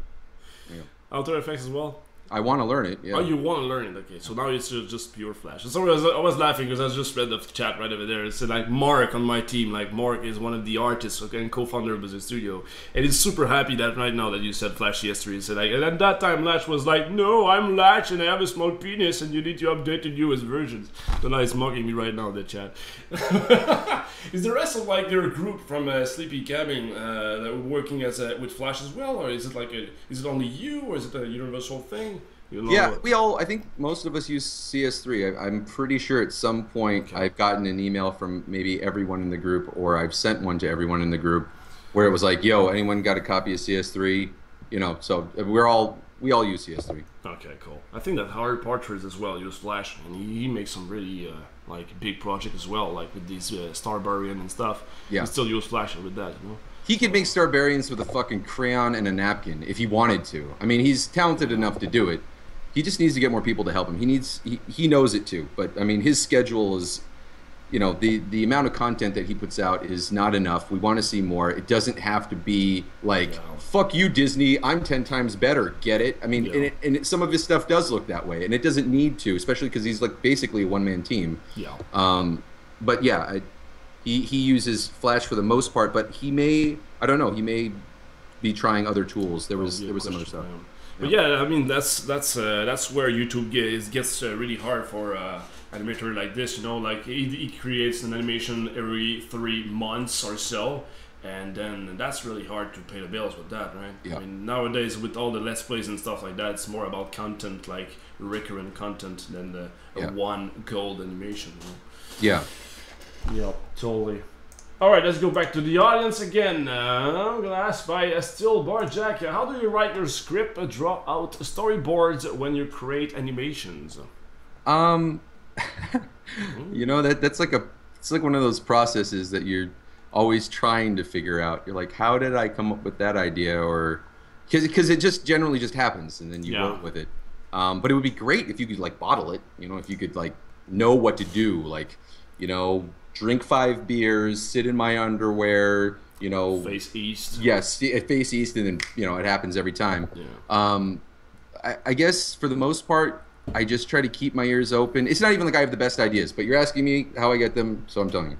A lot of times it's like I'll be watching a movie with somebody, a stamper or whatever, and we'll be watching a scene. We'll be like, "That's fucking stupid. It would have been funnier if," or we watch a serious movie and it's kind of like, I don't know, or you're just talking about a scenario, or you see something on the street. If you're just aware of what's going on around you, there's ridiculous shit everywhere. Mm-hmm. And then just taking that little idea, writing it down, and then at some point going back to it and just it's almost like a seed, or better yet, it's almost like a piece of like shitty rotting something, and then it like molds and grows and eventually kind of takes over everything. And then sometimes that thing that grows, you're just like, oh wow, this was a terrible idea. Fuck this, Yeah. But other times, something kind of cool comes out of it, and then as it's growing, you kind of have to like maneuver it and tweak it to get closer to what you were thinking. I guess other than that, it's I mean, a lot of times it's in the execution. So you think you have a good idea, you write it down, you record it, you edit the audio, you start animating, and as soon as you go through, you're like 3 seconds in, you're like, that's stupid. This would be funnier. So you go back, you revise, you edit, you know, whatever, and then so just as you're going through, you just kind of tweak it until it's something you like. Which is why sometimes these cartoons take so long to come out. A lot of times it's that last like 5%. It's that last 5% before uploading that takes a month. You know, like someone like Chris, right? Like you'll see his scripts, you'll think you think he's improvising the whole time, but he's not. The scripts are very, very like, it's almost like music. It's like even this, like the sounds that are made, you know, like the weird goofy sounds, there is a word written for that, and it's all very methodical. The result sounds very natural and or kooky and goofy and funny, but the development of it, and then sometimes, you know, that one line he won't like, and he'll go back for like a week, he'll just keep changing that line because he's not happy with it until finally it's the thing he likes, and then boom, now you get to see it. So so you're saying you have more like an iterative approach, right? You know, you have like that kind of idea, like that will be funny for that animation, and then you start with something, and then I don't like that part. Oh no, that part is cool, blah blah blah. So it's more like an iterative process. And there was a time when I would straight up be like, oh, this is gonna be a good idea. I'm gonna write the script, and you know, like I thought it was like these phases, like these very clear, defined phases. Yeah. But I just very quickly it was like, I don't know, you get to phase 2 and you're like, this would be better as just a comic, or this would be better as just an audio thing, or this would be better not ever seeing the light of fucking day. You know, there's just like, or this would even be I bet this as a tweet would be more fun and effective in terms of bringing joy to the delivery would be stronger depending on the medium that you show it in, rather than just like, I'm making a cartoon, this is the script, here I go, you know. But yeah, generally the actual process then is, you know, idea, script, idea, script, record, audioscape, board it, animate it, and then finalize, you know, all your final tweaks and stuff like that. Sometimes people leave backgrounds for last. That's like the you know, A to Z stepwise, but normally you cycle back. So I mean, I feel the same. I mean, that's my approach, you know, that iterative approach. You know, I'm just like doing a prototype, doing like something very stupid in like 3 hours. It's just like, that would be funny, haha. And if I have fun with the prototype, I'm like, okay, I'll put some more visual on this one. I'm gonna add that feature. Oh no, that feature suck. You know, oh no, this one is cool. So I'm kind of follow the game where it wants to go, and at the end you have something that's very different than what you have in the beginning. You know, but you don't. Almost all ideas are like that, though. It's like you think you have a good idea, you envision it in your head as this great idea, but the moment you put it down, you're like, that is not what was in my head. Yeah, totally. Like, it's not always bad. Sometimes it's funnier, to be honest. But that's why I think like improv and like if you don't spend a lot of a lot of times some of the fun, like I did ... in what, 2 days or a day and a half, and some of like the improbable cartoons I've seen, like these very short ones, they're done very quickly. And I think a lot of times when you can do something quickly, if you can pull it off, you're able to, that spark that excited you, that funny moment that you really thought would be like, oh my God, that would be great. You're able to like capture it. Otherwise, I think sometimes if you let it sit too long, it can dissipate. You know what I mean? Like that idea that really motivated you or that you thought was so funny, like over a course of a month or two, by the end of it, you're just like, fuck this. Like, I'm so sick of this shit. This isn't even funny anymore. I don't even know what this is anymore. I totally agree, and sometimes it turns out in gold, like those little sparkles, like as you said, when you can capture this in a very short amount of time, those make the best video and the most like. I think sometimes video. I mean, it was the same with Frantic Frigate on Berserk Studio. You know, my wife went out with the kids for 3 days. It was like, okay, I'm alone for some. I don't remember why. I know. So I was alone for 3 days. I say, I'm gonna make a game. So I make Frantic Frigate in 3 days. I was like, I have only 3 days. Can I have that feature? No, I don't have time because I only have 3 days. You know, so I like had that big constraint of 3 days. And at the end, I was like, this is pretty funny, you know. And then I asked Mark, can you put some really good visuals? Because my visual was super crappy. You know, you don't want to see my visuals. And then he put that up. So total amount of time in production was 2 weeks. We put that on Congregate, and like I think like last month we were in the top 10 games of Congregate of all time. I've definitely played it, and I definitely love it. But I think it's such a that's absolutely true. I think it is such a, it's like fucking dancing on blades though, because you don't know either time constraints or resource constraints are going to leave you with a half-assed product, or it's going to force you to come up with creative solutions which are better and more intuitive or just more creative, you know what I mean, than if I had all the time in the world and sat here and I could, you know, whatever, or I had an unlimited budget. It's like, no, dude, you only have this. Make this fun. And then I think it forces you to think in that way. But I have seen constraints fuck with people too, you know, so it's, I remember, I don't know who said that, but I heard it one time, like the biggest enemy of art is the absence of constraint. I really love that. Yeah, really no, that sounds absolutely... You have to have boundaries. If you say that unlimited budget, it's like you're going to work for the rest of your life and it's going to suck at the end. Yeah. Well, I mean, I think Lucas in the first three, even like the remastering of the original Star Wars series was kind of an example of that. Like, once he had all the money in the world, it just...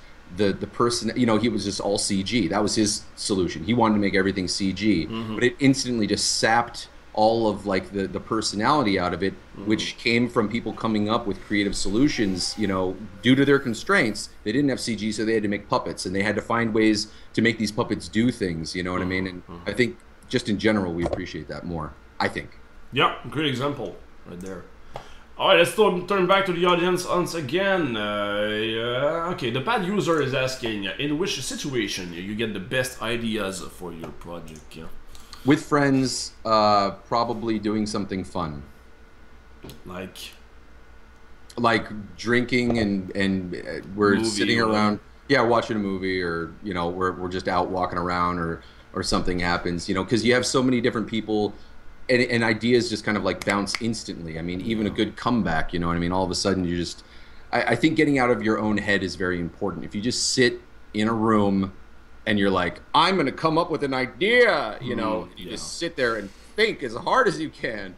You know, it doesn't work. I don't believe it works that way. I think freeing up your mind... I think movies are great because they're a distraction that frees your mind, but you're still like kind of creative and involved. So like you're seeing things occur, and you're still kind of like, as an animator or whatever, you're in like a storytelling mode, so you're kind of seeing how things are put together. But I think it kind of unlocks everything a little bit, in my honest opinion. Yeah, I totally agree. I mean, you have to stop making what you're doing and just like try to consume other people's art or, you know, animation, games, whatever. And just take a break, you know, just like go out and play whatever, soccer, whatever. And then you're gonna have like, I mean, the best idea I got was, well, the best idea. I really like, I hate how people make so much, not money, but quantify the idea so much, you know. Who had the idea, or what is your best way to have the idea, you know. I put a lot of I missed the word. I'm gonna blame my French brain. I put a lot of more efforts on the execution. You know, I'm worth it. Worth more. There you go. That was the word I was looking for. You know, that's. I mean, execution is. I mean, they're both valid. I think a great idea is very valuable, but I think execution. I mean, look. At the end of the day, what you're seeing is execution, right? The idea is kind of is where it all starts from. But you're gonna see the execution. So you can have the best fucking idea in the world, but if the execution is garbage, nobody cares. You know what I mean? Like, so, and you could have the dumbest idea in the world, have the best execution, and all of a sudden they're like, that was fucking stupid, but I loved it. You know, like, because it was clearly the execution was good. You know, so I think a lot of times having a good idea is important. That's great. But I think if you can look at it as more, if you can see the bigger picture, not just look at this, here's a great idea I have, but instead if you can envision what the whole thing is going to be like, that I think the greater idea of the whole thing, I think that is more valuable, in my opinion. Yeah, I'm going to stop saying in my opinion. Y'all know this is my opinion. So how about that? Yeah, it's your interview. Here on out.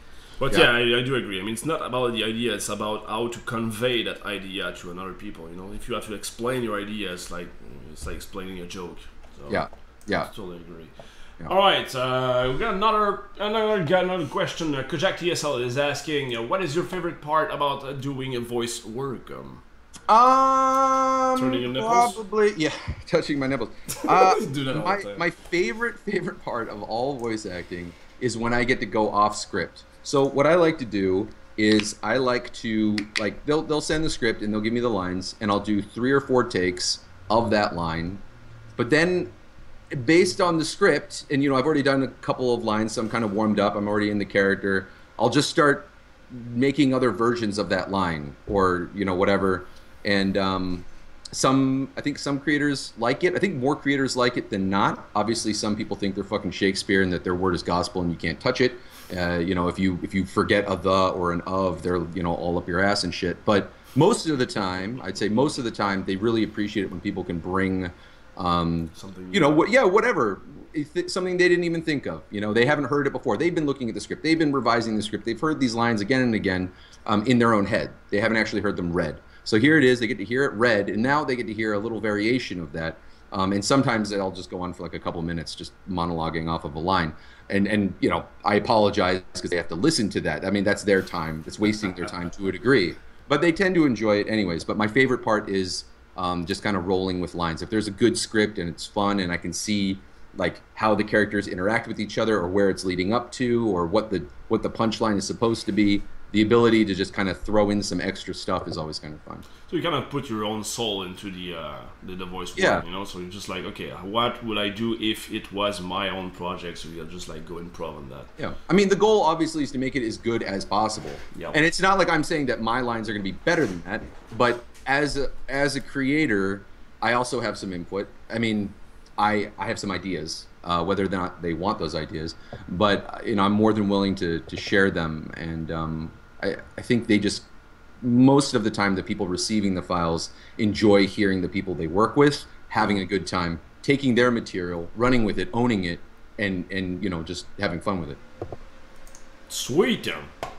All right, yeah. Let's go to the next question then. By Kelstech is, when should we expect the first Rise Pirate and Berserk Studios collaboration game? Tomorrow. Tomorrow. Right now. Let's do it. Let's fucking do it. There you go. That's a big announcement right now. There you go. You're part of the team now. Honestly, if you guys ever need voicing, let me know. I love your games. Sweet, man. Thanks. Right now we're working on 3 or 4 different... Actually, I got one for you. I think that Mark might be interesting into that with... the game is called Bloody Muscles. I'm gonna love it. Love it already, dude. All right, sweet, man. I'm going to talk about that. Bloody Muscles. Yeah. You're going to love the pitch. I want to talk to that a bit. Otherwise, I have the Infernax, which is the 8-bit... it's an 8-bit game, so it doesn't really have voice acting in it, because it's like an NES. But we do have a Game Genie in the game, and we make some Easter egg with that Game Genie. So maybe like, I don't know, having like all characters do voiceover, voice acting, that'd be awesome. Just hit me up. Let's talk, man. Let's talk. We'll talk. Alright, next will be, okay. Rymus is asking, how do you pitch what you do when you have only a few seconds to explain? Like to your moms or family or whatever. So, I am the worst at sharing ideas with people.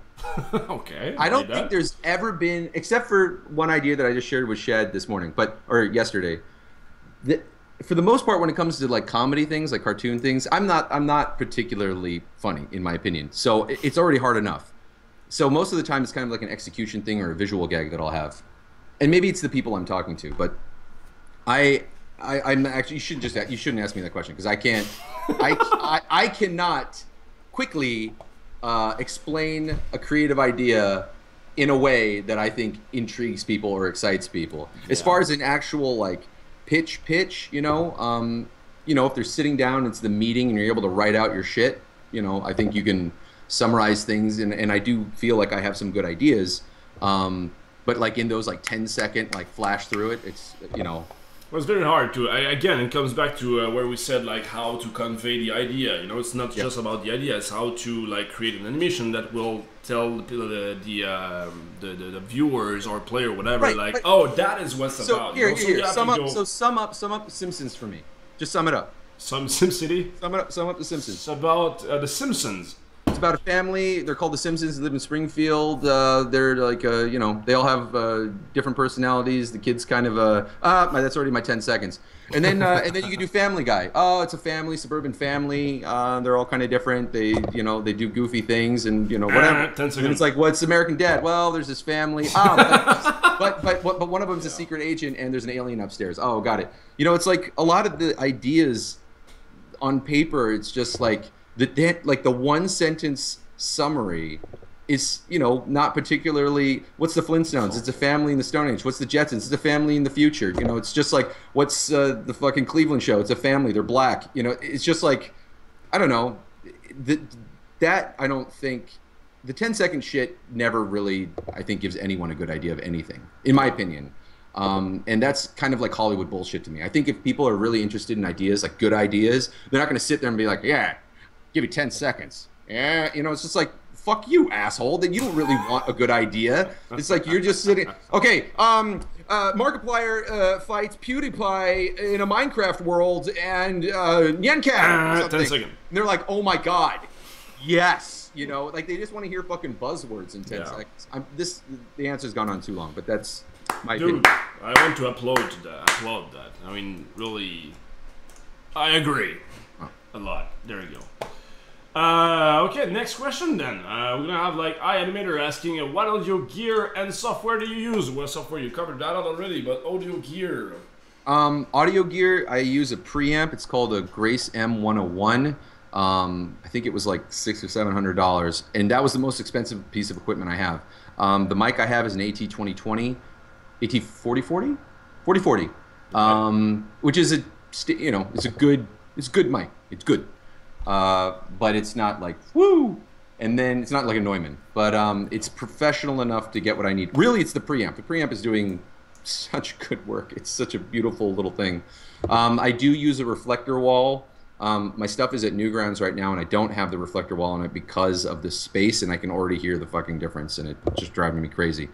And then I saw a video on YouTube about like how to have a good voice on the mic, about like putting some suitcase and stuff on your. Well, I did that for a very long time, and then I used that exact same space, and I pulled out everything, and then I eventually got some Auralex, and that was an investment. That was like, I don't know, like $2,500 worth of Auralex. What's the It's acoustic foam. Oh, okay. Yeah. So it's like, you know, people will say like, oh, you can just grab like mattress foam or egg cartons or, you know, all that kind of shit. Yeah, that stuff.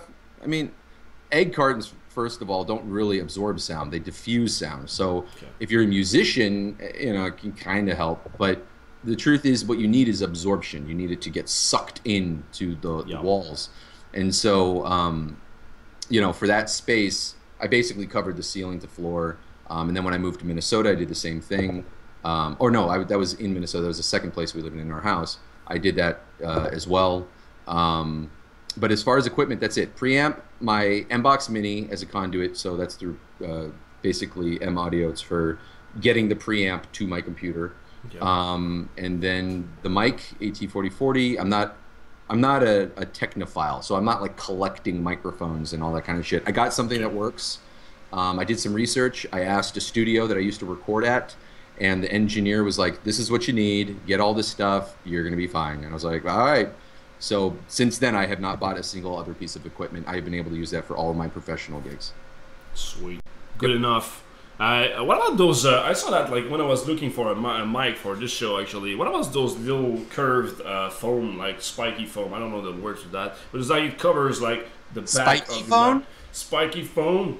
The little spikes, like, how do you call that? Like acoustic foam, I guess? Oh, yeah. Okay, yeah. Yeah, I saw like one was like curved like behind the mic. Oh. So it was like. Yeah, that's the reflector wall. That's what I'm talking about. Yeah, it kind of isolates the sound. So just like, just surround the mic. Is it good enough, or just so you still have to plaster the wall with shit?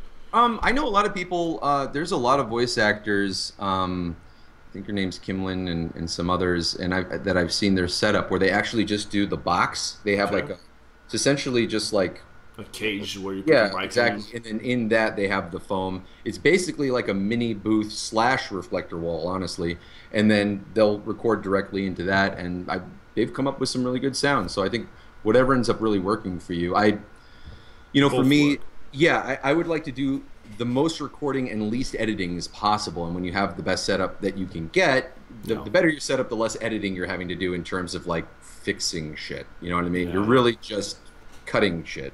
But yeah, I've seen people use that and they've done really well with it. Sweet. Yeah. Good enough. Okay, I'm gonna ask like sorry, I got one. Describe your game in one sentence. Okay, but I'll ask like one last question, my friend. I don't want to take too much of your time, and then we'll get back to work and stuff.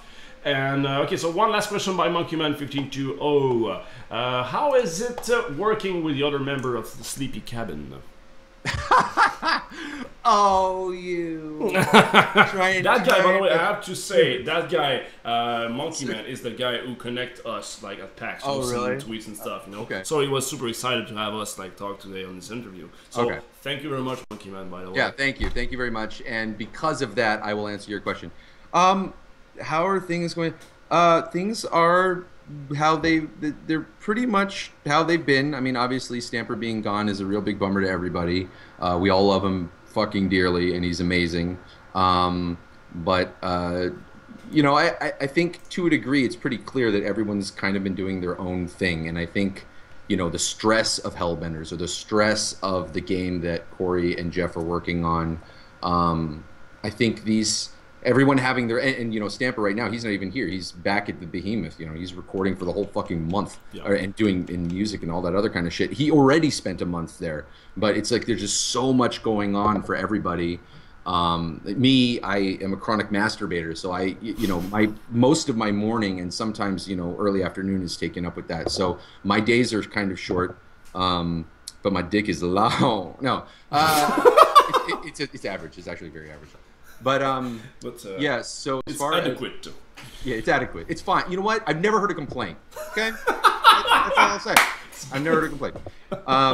But as far as how we're all doing, I think the fact that everybody's working on their projects as much as they are, and the scope of each of these projects has kind of made it hard for everybody to, like, I mean, we hang out and we laugh and we talk about projects and we do work and we are working on Sleepy Cabin, but everyone's head is just a little bit somewhere else, you know. And I think that you know, Chris keeps talking about wanting to shoot things, and Zach does too, and Corey wants to, you know, more cool show stuff, and everybody wants to do it. I think as soon as those projects are in a better place, though, I think everybody, I'm very excited for what's going to happen in terms of the synergy of the group. Once we all have our heads together working on like another potato salad or another, you know, whatever. I mean, like any of those projects that you saw that a lot of people ended up liking were just like everybody was together, everybody was in the mind frame, everybody was ready, no one had other shit to do at that moment, and we're like, let's make something together now, let's go.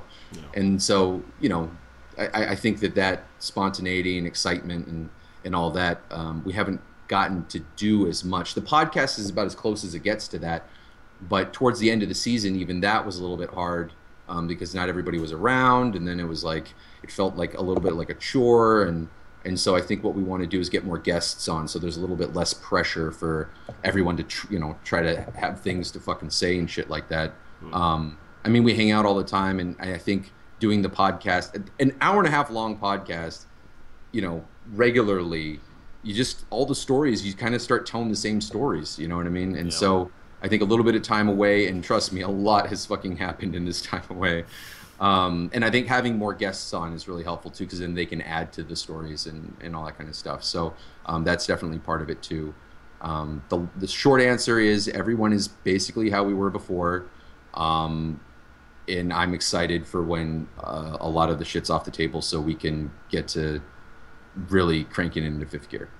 Nice. Did you tell that you were all working not working together, but like your roommates? You're like living in the same place, or I heard you tell that. Yeah. Well, I live with Shad. I live with Shad. Do you know Shad Man? No, sorry. Yeah, Shad Man, amazing guy, great artist. He's here, and then Stamper's here, and then Lewis, who's an old school Newgrounds, I think, not only animator, I think he may have done some coding too. He did some games with Tom and all those guys, and yeah, those are the kind of like Newgroundsy people. Joy's also here; she's an artist, but so you just like all met on Newgrounds, and then now you're like living together, like making some awesome content on the internet. Yep. And then like awesome. Chris, Zach, Niall, and all those guys, they live like, you know, 20 minutes away, so they're pretty close by, and I mean, they were just over 2 days ago for Corey's birthday. So, you know, we see everybody. Everybody hangs out. We see each other. But as far as like, hey, let's sit down and work on something together, just, you know, that's a little bit harder right now. And you don't work with them like 40 hours a day, 40 hours a week all the time. You know? I mean, there's no like friction because like when you work with somebody and live with somebody and like buy milk with some guy and like all the time. Do you buy milk with a lot of people? You guys go out? With my wife and kids. Yo, that's it. let's go buy some milk. Let's go buy some milk. Yeah, Have a perfect plan for this evening. Let's go fucking like buy some awesome milk. keys and then high five. Yeah. Nice. Yeah, I mean, we don't have that problem here in the house. Everything's super. I mean, as far as like, you know, us content creators, we actually don't even really see each other that often. I'm up in my office most of the time. Stamper's office is downstairs. Shad's got his office over there. I spend a lot of time at Newgrounds right now doing recording in their booth. So I mean, we actually don't even really see each other all that often. But when we do, we just kind of hang out and, you know, just chill, whatever, play games or get frustrated at games on Twitch, on PS4, because that app sucks, in my opinion. I'm sorry, not in my opinion. It sucked, huh? It's good. It's fun, it's convenient. I don't know why it doesn't work for me. But it works for Shad. Yeah, so it's good here. It is nice. And I mean, as far as like, there's no drama. I think there was a little bit of stress before, but you know, everyone, I think we're okay. I think everything's fine. Everybody's happy. Everybody's and shit. Everyone's busy. I haven't heard any, you know, drama among people. So, you know, normally I do like to gauge to make sure everyone's okay. I'm kind of, I don't want to say I'm the mom because then I get pinned as the mom. I'm not. I'm the older, you know, I'm the caring uncle. How about that? That works. Yeah. All right, man. I think that we're gonna close the interview. Like, what about now? Where can we stay updated with your stuff, Mr. Rice Pirate? Like on YouTube, Twitter. You're not really a Facebook guy. I'm not really. I'm much more Twitter than Facebook. I think Facebook is just everybody posting. It's like Facebook is the perfect way to like find people that you thought you liked and then learn that you don't like them. Like after you read their posts and you're just like, wow, never mind. But no, I like Twitter just because it's fun and short and easy to do. Right. Yeah, Twitter at Rice Pirate Nick, and then YouTube is Rice Pirate Newgrounds. I will have more stuff coming up. But then other than that, like Sleepy Cabin, I'm actually going to start posting some stuff up there, I think today too. But yeah, there's Sleepy Cabin, Rice Pirate, and Twitter, essentially. Awesome. So, man, if you want to still hang out with us on the chat for like after the interview, please do so, my friend. Sure. Spam the chat with your stuff, saying like, "Hey, go subscribe to my stuff. Go to Patreon." I also have a Patreon page. I do. Yeah, look, that's for people who already know about me. I feel weird handing Patreon out to strangers because like, what the fuck is this? I'd much rather they already give me know. Money. Like this is where you can give me money. That's it.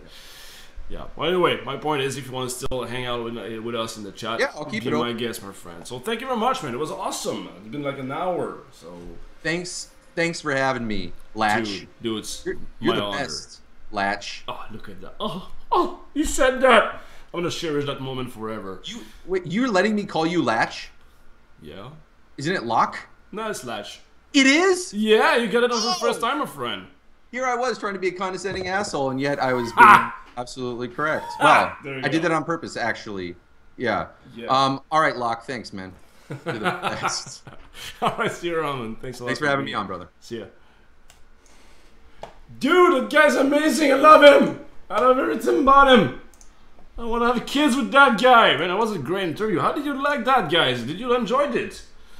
Did you like that? I really like enjoy his insight, and that's really the kind of creators that I enjoy. You know, the kind of what doesn't really like. How can I say that? It's not like, oh, if you want to be big like me, you should do that and this, you know, with a bear and shit. No, he's just like perfect ground guy, just saying like, well, yo, you know, do this and do that shit and stuff, blah blah blah. So just like, and also super insight, like super, how can I say that? Helpful comments and advice from a ground guy. I love those kind of guys. I love that. I mean, that's really, I love you. There you go. That's what I was saying. Here's a little jest for you guys. Thank you very much for all the questions, guys. It really helped me out with the interview. I really enjoyed that. Love the interview. Thanks for joining us, right by Mick. There you go. My pleasure. Feel the love.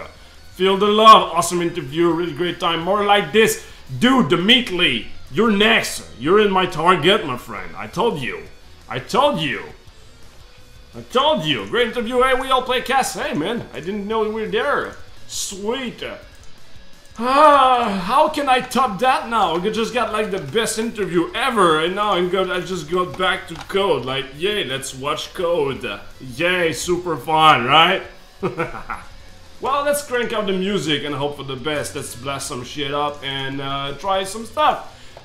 Look at that. That's my job now. I'm gonna try to fix that visual stuff and everything. Again, Rice Pirate Mick.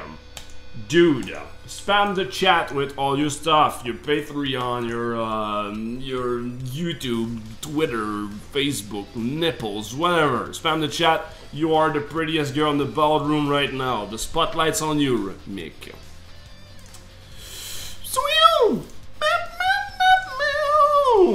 Okay, where am I? Where am I? I don't know. You need a bot to just collect chests. No, I want to manually select make the chest, my friend. I don't want to be like, I don't want to have a robot that gives the chest randomly, you know? Because it's gonna devalue the whole thing. I want you to remind me and give you a chest. You know, I want the thing to be random. So I prefer that, actually.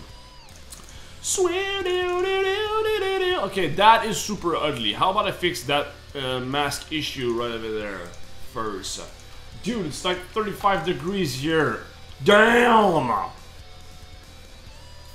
Lash has spoken. Release the nipples, Mick. Gonna ask Lash to marry you? You are so very welcome. I love you too. Dude, thanks a lot, Monkey Man, for connecting us, man. Thanks a lot. Yesterday I challenged Lash at Mega Man 3. Oh yeah, that's right, Mark. Mark has a big announcement. He has to tell that I have the biggest penis in the whole world. It's so big that it's actually a problem. I need help. And he's gonna tell why.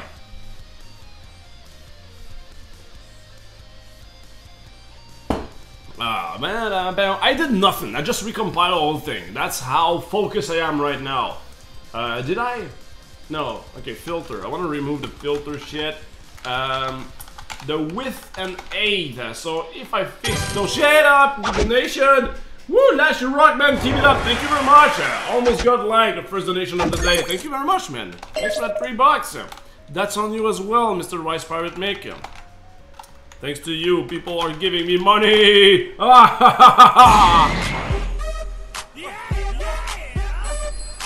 And I keep it! No, for real though, I use the donation to put back on the channel, guys. So I can hire a video editor, for example, for the interview like this. Like, I can hire people. Okay, what the fuck is that? Yeah, I can hire people. Okay, so how about that? I can hire people to take care of video editing, so we can put like an edited version of the video on YouTube, you know? So this, and also make some tools like the giveaway tools and stuff like that. Etc.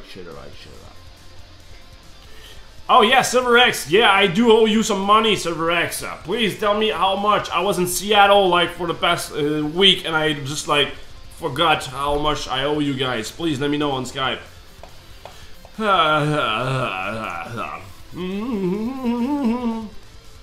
Oh, there you go. Where is it? I want to read it. Mark Singh, I challenge him to beat a Shadow Man using only the Mega Man Buster without using any E-Tanks. That happened yesterday, you know? And that's been a while I haven't played Mega Man 3. And he actually did it, so I have to say this. Lash is better than me at Mega Man 3. He's the best. Oh yeah! There you go!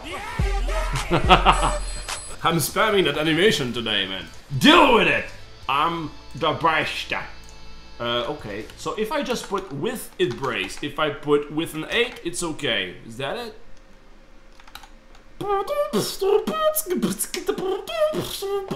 Yeah!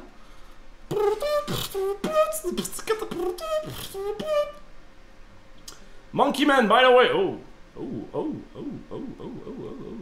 Monkey Man, by the way, you had another question. I've read, like, during the interview, I've read in the chat, like, please, can you delete my question? I have another question, etc.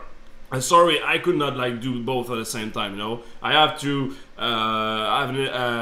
have a conversation with my guest and still keep track of what they're saying, etc. And if I try to make like two at the same time, my French brain doesn't handle that, my friend. So I was like, I saw that you wanted like another question, but it was too complicated. It was messed up the interview if I had do that, you know. So I'm sorry, but he's still here. So ask your question away, my friend. He's still here, so you can ask the question right now. Yeah, and I always love you. Shut up. Okay, let's open Flash, but not Flash CS3 though. I have a small penis, I use Flash CC. I do agree with you so much though, I mean, yeah. Flash CS3 wasn't really good on the coder side, so we had to switch on CS4.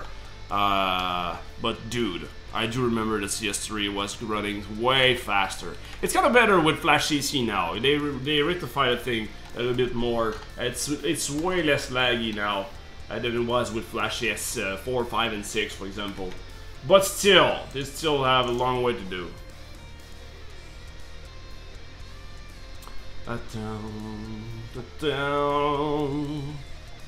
I also wanted to hear him give a very sexy voice and to hear my name. Oh, okay, oh, so you cannot really do that in the chat, huh? You can't really do that in the chat, can he? Oh, I know what I can do. Instead of doing some really deep engine shit, I'm just gonna try to fix the Flash version. Yep. Let's fucking do that, because I changed everything to start and I said that millions of times already, debug web. But the thing is, I broke the Flash version. I don't want to break the Flash version. I want to be like able to just like spawn the starting one or the Flash one. Now I'm lagging as shit and I want to rectify that right now. Do my voice lag as well when I'm compiling? Right now I know that I'm lagging on camera, but do my voice lag as well? If so, it must be super annoying, and I apologize for that. Yo. Here's my topless bear. What the fuck? Wow. The fan on the nipples. Beautiful. And that, my friend, is professional content creation.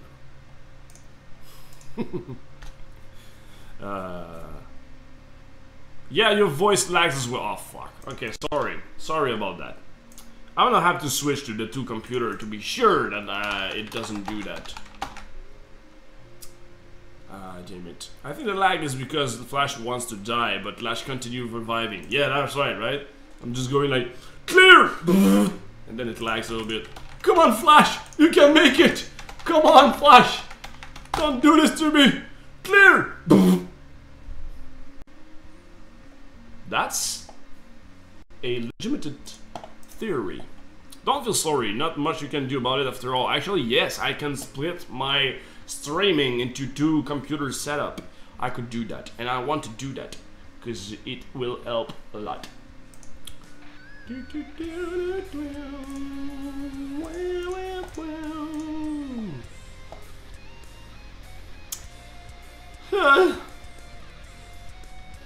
Ah, fuck, I just started the starting version as well. Damn it! Quick debug instead, please. Actually, I should just start the Flash version instead of the starting version. I don't know why, but if I switch from starting to a Flash, it just kind of break. Your Twitch is the perfect thing to distract me from this spreadsheet.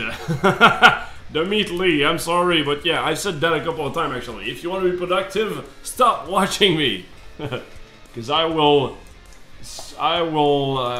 not a good, I'm like the kid that your mom says, don't hang out with him. He's not a good influence for you, buddy.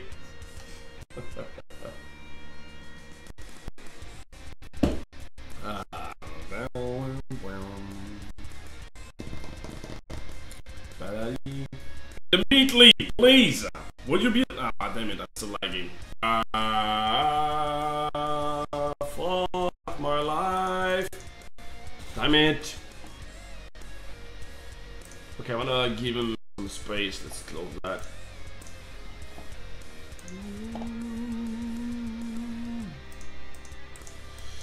Stop, FGT, in the name of love. Alright. Rash and the rest of us especially love the Agron video. Dude. I didn't animate that when you did the voice acting, right? I hope. Why did you do that? The audio track. Oh, there you go. Flash kind of seem right now to be like a lich with no limbs. Just their pilot is keeping them alive. Last Flash, that is. There you go. There you go. The perfect picture.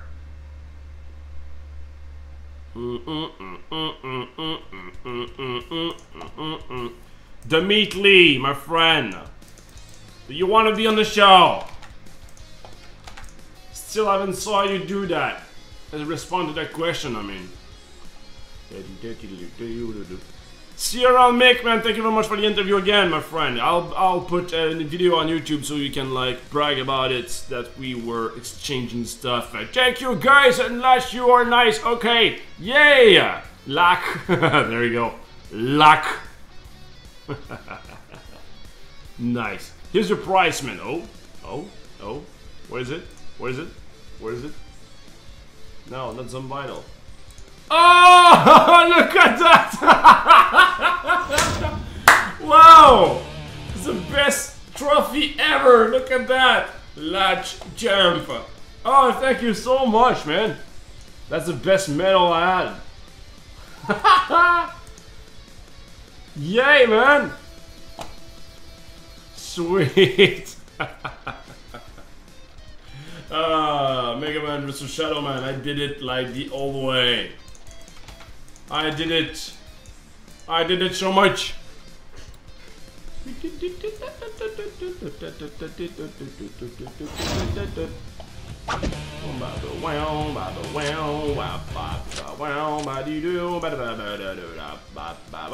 Okay, so I'm having a hard time trying to have fun shared between FLAs.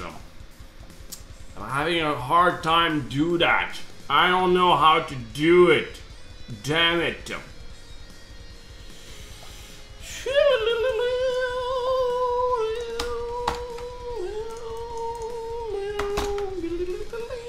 Okay, so that yay, text font embedding. I'm trying to make that thing working. Runtime, probably like ZI interface .com. That's Swift. Can I do that? Interface. This. Next. And next. And next. And next. And next. Game development, guys. Wow. Again. Boom. Okay, cool. Okay. Compile that shit now, please.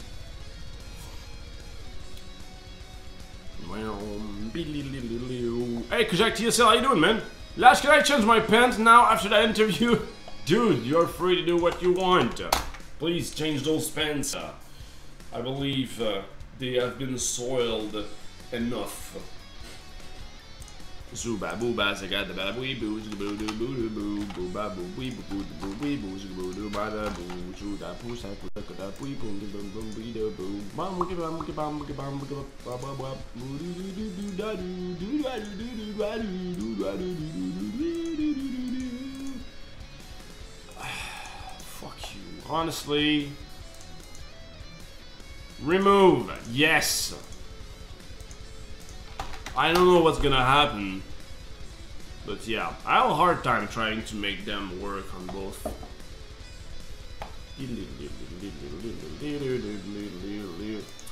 See ya, Mad Summon! See ya, Mad Saw2, that is. And also, guys, I believe we got a new subscriber during the time. Did we? I think we had a new subscriber. Let me check really quickly. I don't see it.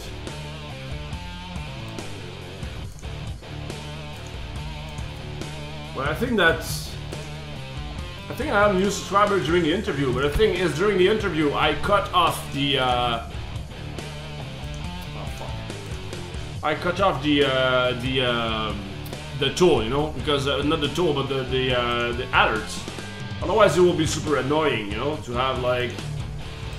Shut up! Alright. It will be super annoying to have, like a big punch during the interview and cut off the guest, you know, that will be bad. So I just cut off that out, but I saw like a little notification saying a new subscriber, but I didn't see who it was. So if you're listening, thank you very much for subscribing, my friend. It was I love you Mick. Oh, there we go. There we go. It was I love you Mick. And now, again, I don't have a way to actually send that to recreate the punch. I'm sorry, my friend, you won't have the punch. Debug, I wanted to say like no sound. Let's say like debug, no sounds. Put that through. And I'm gonna put jukebox.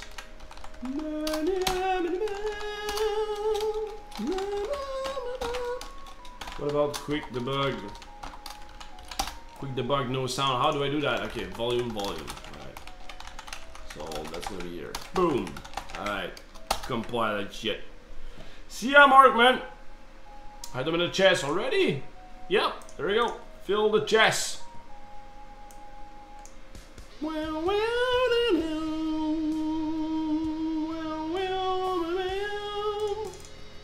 Boom. Okay, so what's the problem? If it's on the thing is not defined. Okay, let's check that out then. If it wasn't to the option notification, I believe. Probably, right? It's written option. I hope the option screen is in there.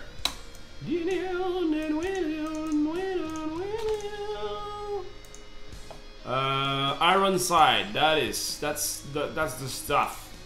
That's it. Runtime sharing. Why doesn't it work?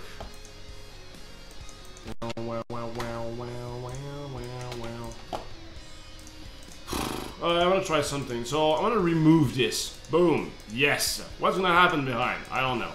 Nothing. That's what's gonna happen. What if I do like remove all those shit then? Remove. Yes. Remove. Yes. Remove. Yes. Remove. Yes. Just don't fucking do anything with those fonts. Please. Flash. Alright. So, what's gonna happen when I compile that stuff? Okay, heading out for a big, I have some game dev comics to finish up. Thanks for the awesome time, Legend friends, and see everybody. Dude, my pleasure to meet Lee. And again, I want you on the show. So one day, I want to talk to you on Twitter. Okay, it's gonna happen. Thank you very much for standing by, my friend.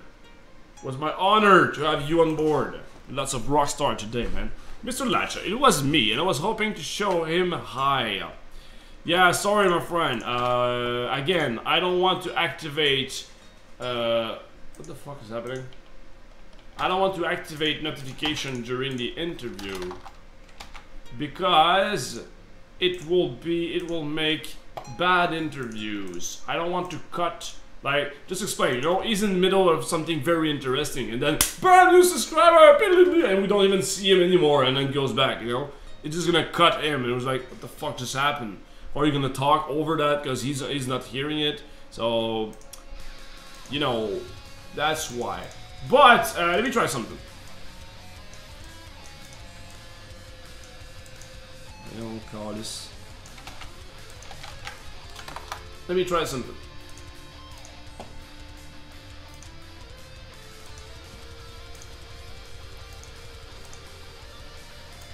Not working, I guess.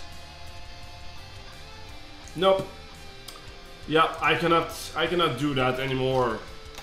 Yeah, I was trying to manually do it in keyboard, but I can't do that, especially with the subscriber. I can't do that anymore because I switched that with raiding IRC with the Twitch donation tool. So I will have to like make something in the donation tools here. Make something that says like, okay, manually pop the animation of new subscriber, you know? That will work. That will work, so I can like manually do it. But right now, very sorry, man. Call this for the win. Call this you out. So I'm very sorry, my friend. Where am I? Yeah, I wanted to start that, but it wasn't working at all.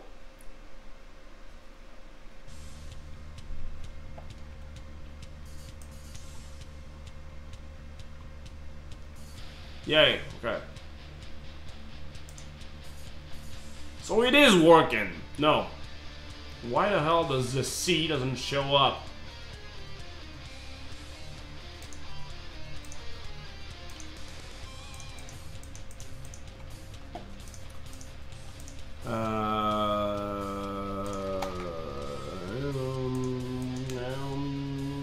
I hate font in Flash. I hate it so much. I'm about to just change everything to movie clips and make my own font. Do you remember me, Sparks No Wiki? Did you change name or something? That rings a bell, my friend. Please, refresh my memory. I have a very dumb fuck memory, a fucktard memory. Whatever kind of memory that is lacking the skills or whatever. I hate my memory. Very sorry. That moment when you zombies in Zombido was so OP they killed the music. Nice. So I remove all of that. Let's go into store now as well. Text, font embedding. I got nothing here. Beautiful. How about I compile that? Boop. Again, let's close that up. Here, what's up with this one? Is there any font? No, there is not. Beautiful. Compile.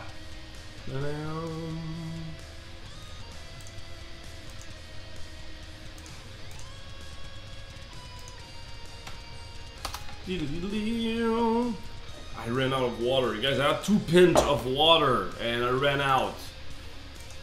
I drink so much water when I work. Oh wow, Lash, that's beautiful. I don't fucking care. How many water you ingurgitate? Yes, I get the fuck out of here. All right.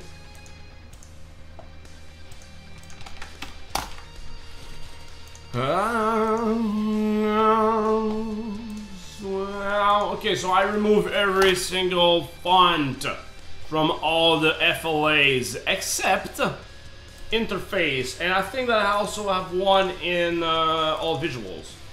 Oh, probably hell as well. Yeah, hell. Probably have some in hell as well. Font embedding. Okay, that's good. Next, hell. By the way, lads, if you get an email from Twitch or YouTube now, I'm just exporting a rough cut of the interview. Okay, sweet. Thanks, man. Thanks a lot. Hi, I'm Mike Gaming. For doing the interviews. I actually have to give some money to people working on Nash and Friends because I am out. I forgot to pay them the past week because I was out of town. That's my excuse. But now I'm here, so there's no excuse. I need to pay you guys. Luke, Joe, or should I say Silver X, and you. Hi, I'm Mike Gaming. Hi, I'm Mike Gaming. Although I think I'll have to pay you like after you do the interview, right? And also, Kajak TSL. I think I owe you some money as well. Dude, I owe money, everybody. Shit.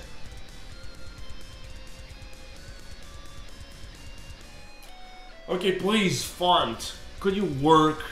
I'm asking kindly. Okay, it doesn't work here. It works there. No, it does not work there. Come on. See there. Okay, so that's the only font that doesn't work though. If I go check that out here, watch us. Okay. What's that font then? Text, font embedding. Can I see like all of them? Bold italic. I'm just gonna put like bold italic 1. Fuck the. Yeah, fuck that. I never had to do that before. The export runtime sharing. I never had to do that.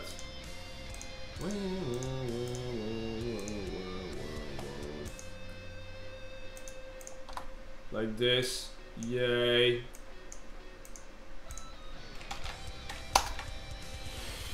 The RC client looks at username. I was using it last night. Now you can type if someone subscribe and put the animation. Yep, I can do that. Like that's on my side. Project yourself. That's on my side. Because actually, like the donation tools have a bunch of stuff. Like for example, temp solution for sub here. That should have its own page, you know, subscriber, everything, and that should be in the subscriber page where I can say like, okay, connect to RC. Am I connected? Can I do like blah blah blah? All the stuff like related to the subs, you know, sub alerts will be in that page, you know. Right now there's a bunch of stuff doing like Twitter auto. That doesn't mean anything, you know. That should not be there. The Twitter thing that should not be into the donation tools. So it should be in another page, and it will be like a page with the giveaway tools, for example. So we'll have a bunch of different tools like all act together, you know. So yeah, that's on my side. Hey Lash, I need to head out of school. I messaged you on Skype. Sweet. Check it after the stream if you have time. I will, my friend. See you around, my friend. Lash, you remember that thing I was telling you about that I was doing the payback for you? It was so very so hopefully, dude. The hype. What will it be? I hope I'm gonna like it. I hate when somebody like give me like high hypes like that. And then like you get the gift and say, oh wow. I'm sure you're gonna love it though. I'm sure I'm gonna like it. I know you, Monkey Man. I know you. Do I know you? Yes, I know you. Okay, let's send the button. So any single button, this one for example, medals. Ironson extended, embedded. I do have that already, so why? And I do have it here as well.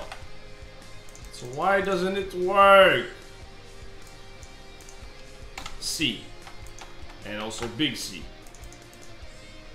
Basic Latin. How about that? Oh, I think it was that actually. No. Yes, no, I don't know. Basic Latin. I want to put basic Latin everywhere.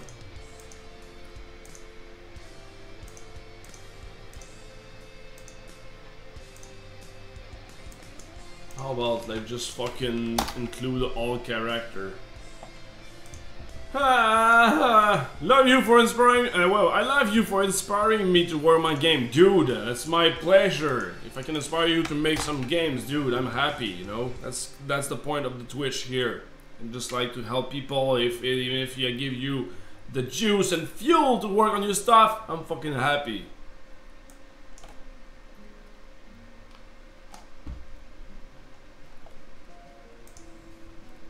Okay, okay, fuck it. I'm gonna try to fix that out outside the stream, guys. It's been a while. I am sweating because it's really million degrees right now, and also I picked the best t-shirt to be hot. So what's gonna happen? I'm gonna play a little bit of Super Hexagon, and actually no, Brutal Doom. Brutal Doom will be better, right? Super Hexagon. Can I switch the, no. Yeah, I cannot pop the volume down. That's a bummer. Okay, just a little bit of Super Hexagon first. And then I'll check that out. This. Boom. Alright. Let me know if the audio is too, no, hang on. No, I'm gonna go ahead with Ultimate Doom. Shut up! Da-da-da.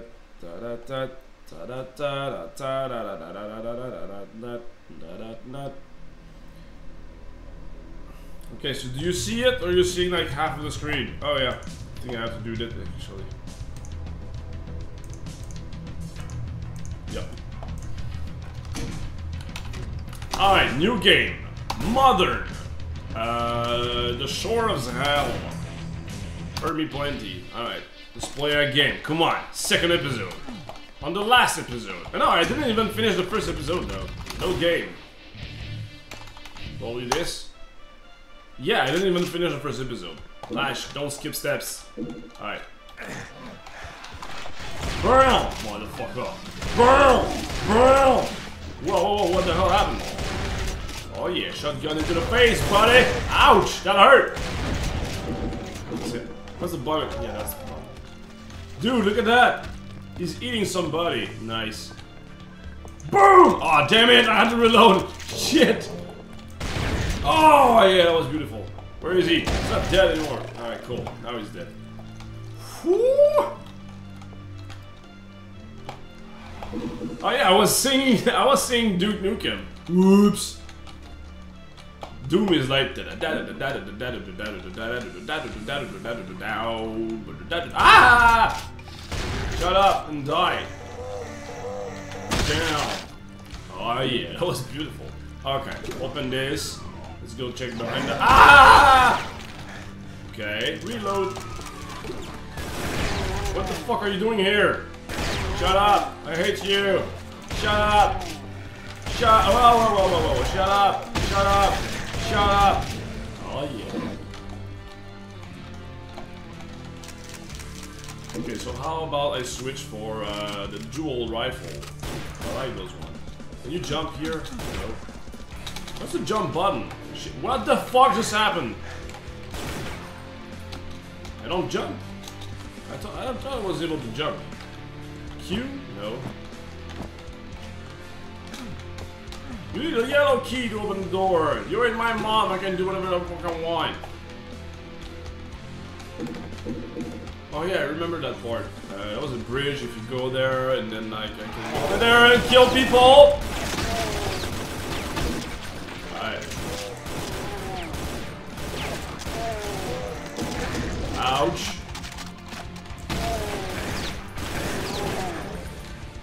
Nice. Alright, so I got that. Did I got a yellow key? I think so, right? I think I got a yellow key. Okay. No, nothing here.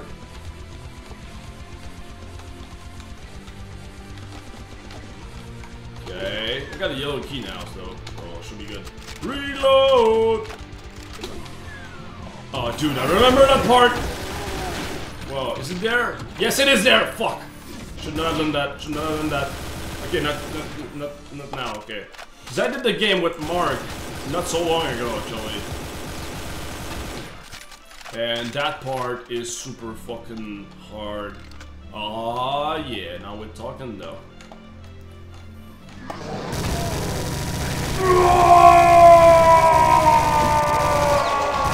Violence!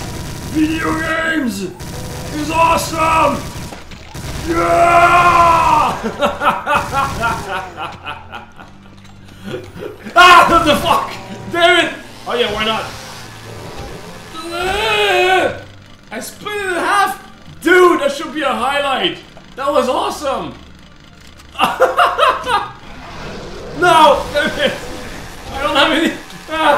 Okay, I'm out. I'm sorry! I'm sorry that I killed your siblings! No, I'm not. Haha, damn it. Whoa. Okay, cool. Dude! That was intense! Look at that. Awesome. Okay, let's go there again. Yes, I want to go there, please. Elevate me to heaven. Ah, I did it. Ah! Yes, I got it. Oh, sweet. Got the heavy armor. There's something else there. Yeah, there's some... But what? What is the button to fucking jump? Okay, I can do that. Ah, come on. What's the button to jump? I don't get it. No, not control. Not tab, not X. X just does that. What the fuck? Not that button as well. No! Ah, fuck you. Alright. Oh, what's up? Yay! I'm in a cabin. Hey, you can see me now. Was there something to get here? I think I got a key or something. I think I got a key.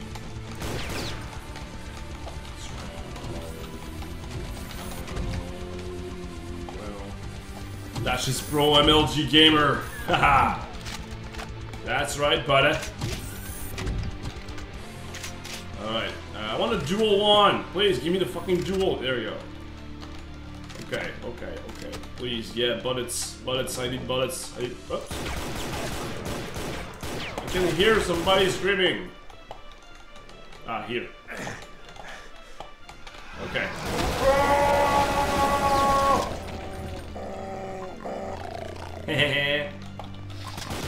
Whoa! I ran right into it. It is way easier with a mouse, though. Ah! Fucking die. Alright. Damn it! No time to fucking reload. Oh no! Oh no! Ooh! That was close. Just fucking hit the barrel already. You okay, buddy?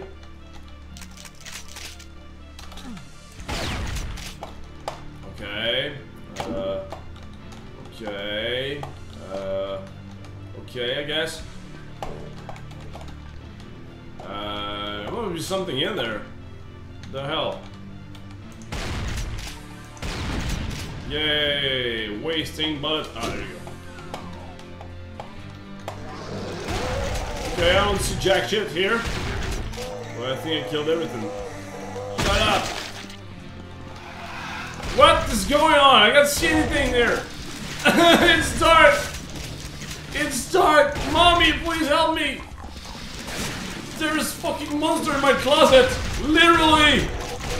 And a shotgun is the best weapon to do that. There you go. Fuck you. Damn it, yeah. Whew, that was a carnage. I don't see where I'm going. I won't take the map. I will not. Oh! Oh! Oh! No, no, no, no, no. Oh, yeah. Ah! Damn it! Fuck you! Where are you? I can hear you. I know. I know. I know. I know what to do.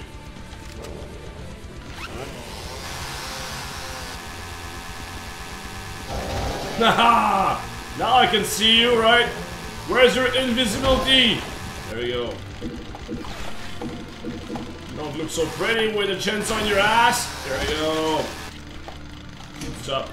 What does it do? Jack shit? Alright. Ah! I hate those one!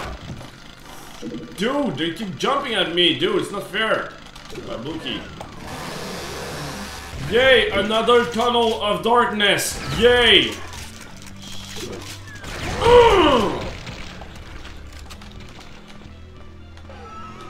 I could just adjust my brightness, but I don't want to.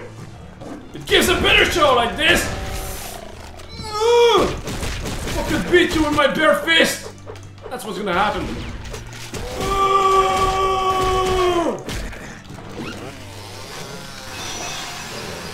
Yes, come at me, bro! Come at me! Ah! Dude, that was beautiful. Ah, I got to start from the beginning. Damn it! That was a nice playthrough, though. I really enjoyed that. I want to stop that. Dude, I want the highlights on the on the part when everything exploded and then the finish. It was beautiful. I don't even remember it, but it was great. I want that to highlight. Yes, there you go. Doom Rampage. Somebody did it already. Ah, okay. Lash is pro MLG gamer. I am not pro MLG gamer. Did you know, Lash, that most of the first Doom songs were inspired to cover songs from Slayers? Oh yeah, nice. I can see that. Dude. Okay.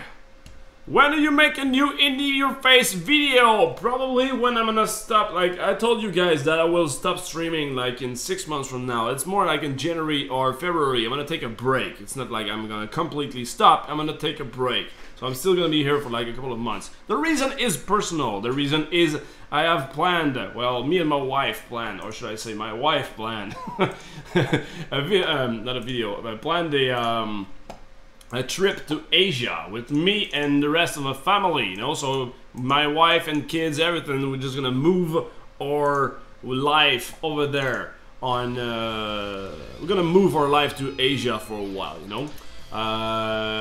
So yeah, I may have to stop streaming over there, or maybe there's still gonna be like good internet over there, I don't know, but there's still like the time zones and stuff like that, so right off the bat, I'm assuming I won't be able. Although, the thing is, I want to get back on Indie Your Face, you know, because I still want to be present on internet, I still want to put my face on internet.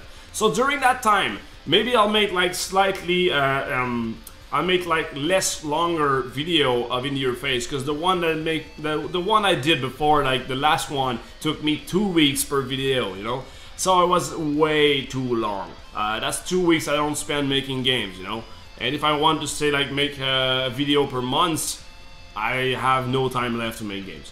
So I want, like during that time when I'll be there, January, February, I will go back to Indie Your Face video and make like smaller videos of that. So yeah, what's that?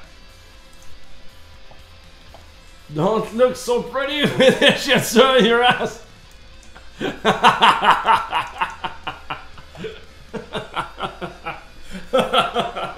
Look at that. You don't look so pretty with a chainsaw in your ass. Dude, that should be like quoted. Play now Super Hexagon, I will see you in action. Okay, I will play a little bit of Super Hexagon.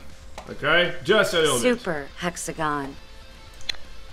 Just a little bit. Tell me if the volume is too loud, okay? I just decreased the volume once again, but I cannot change the volume in there.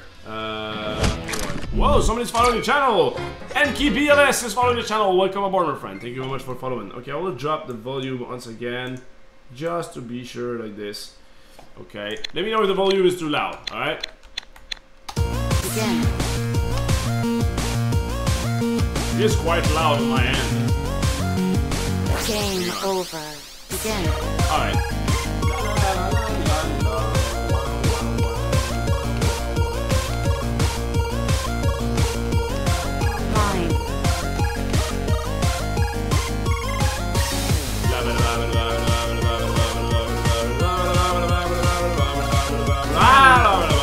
Game over. Begin.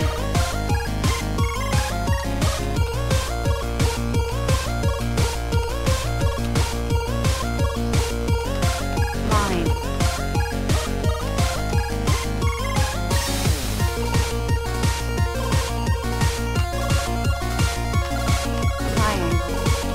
I'm really focused. Usually I sing the song all the time. What's wrong with me now?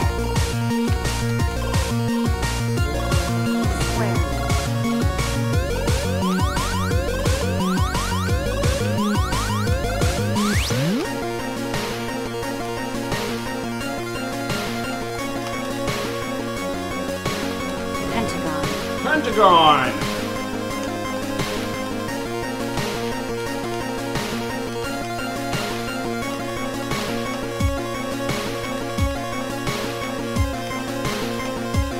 Hexagon. Woohoo! Alright, that will be my last playthrough, guys.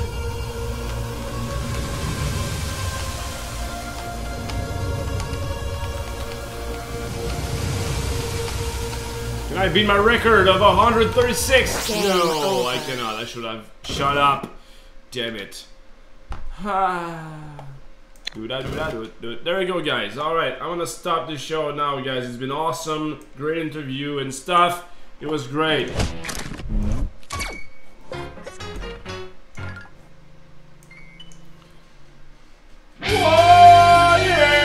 Thank you very much for watching today's episode of Legend Friends, guys. I really enjoyed the interview, and you guys, you are the best!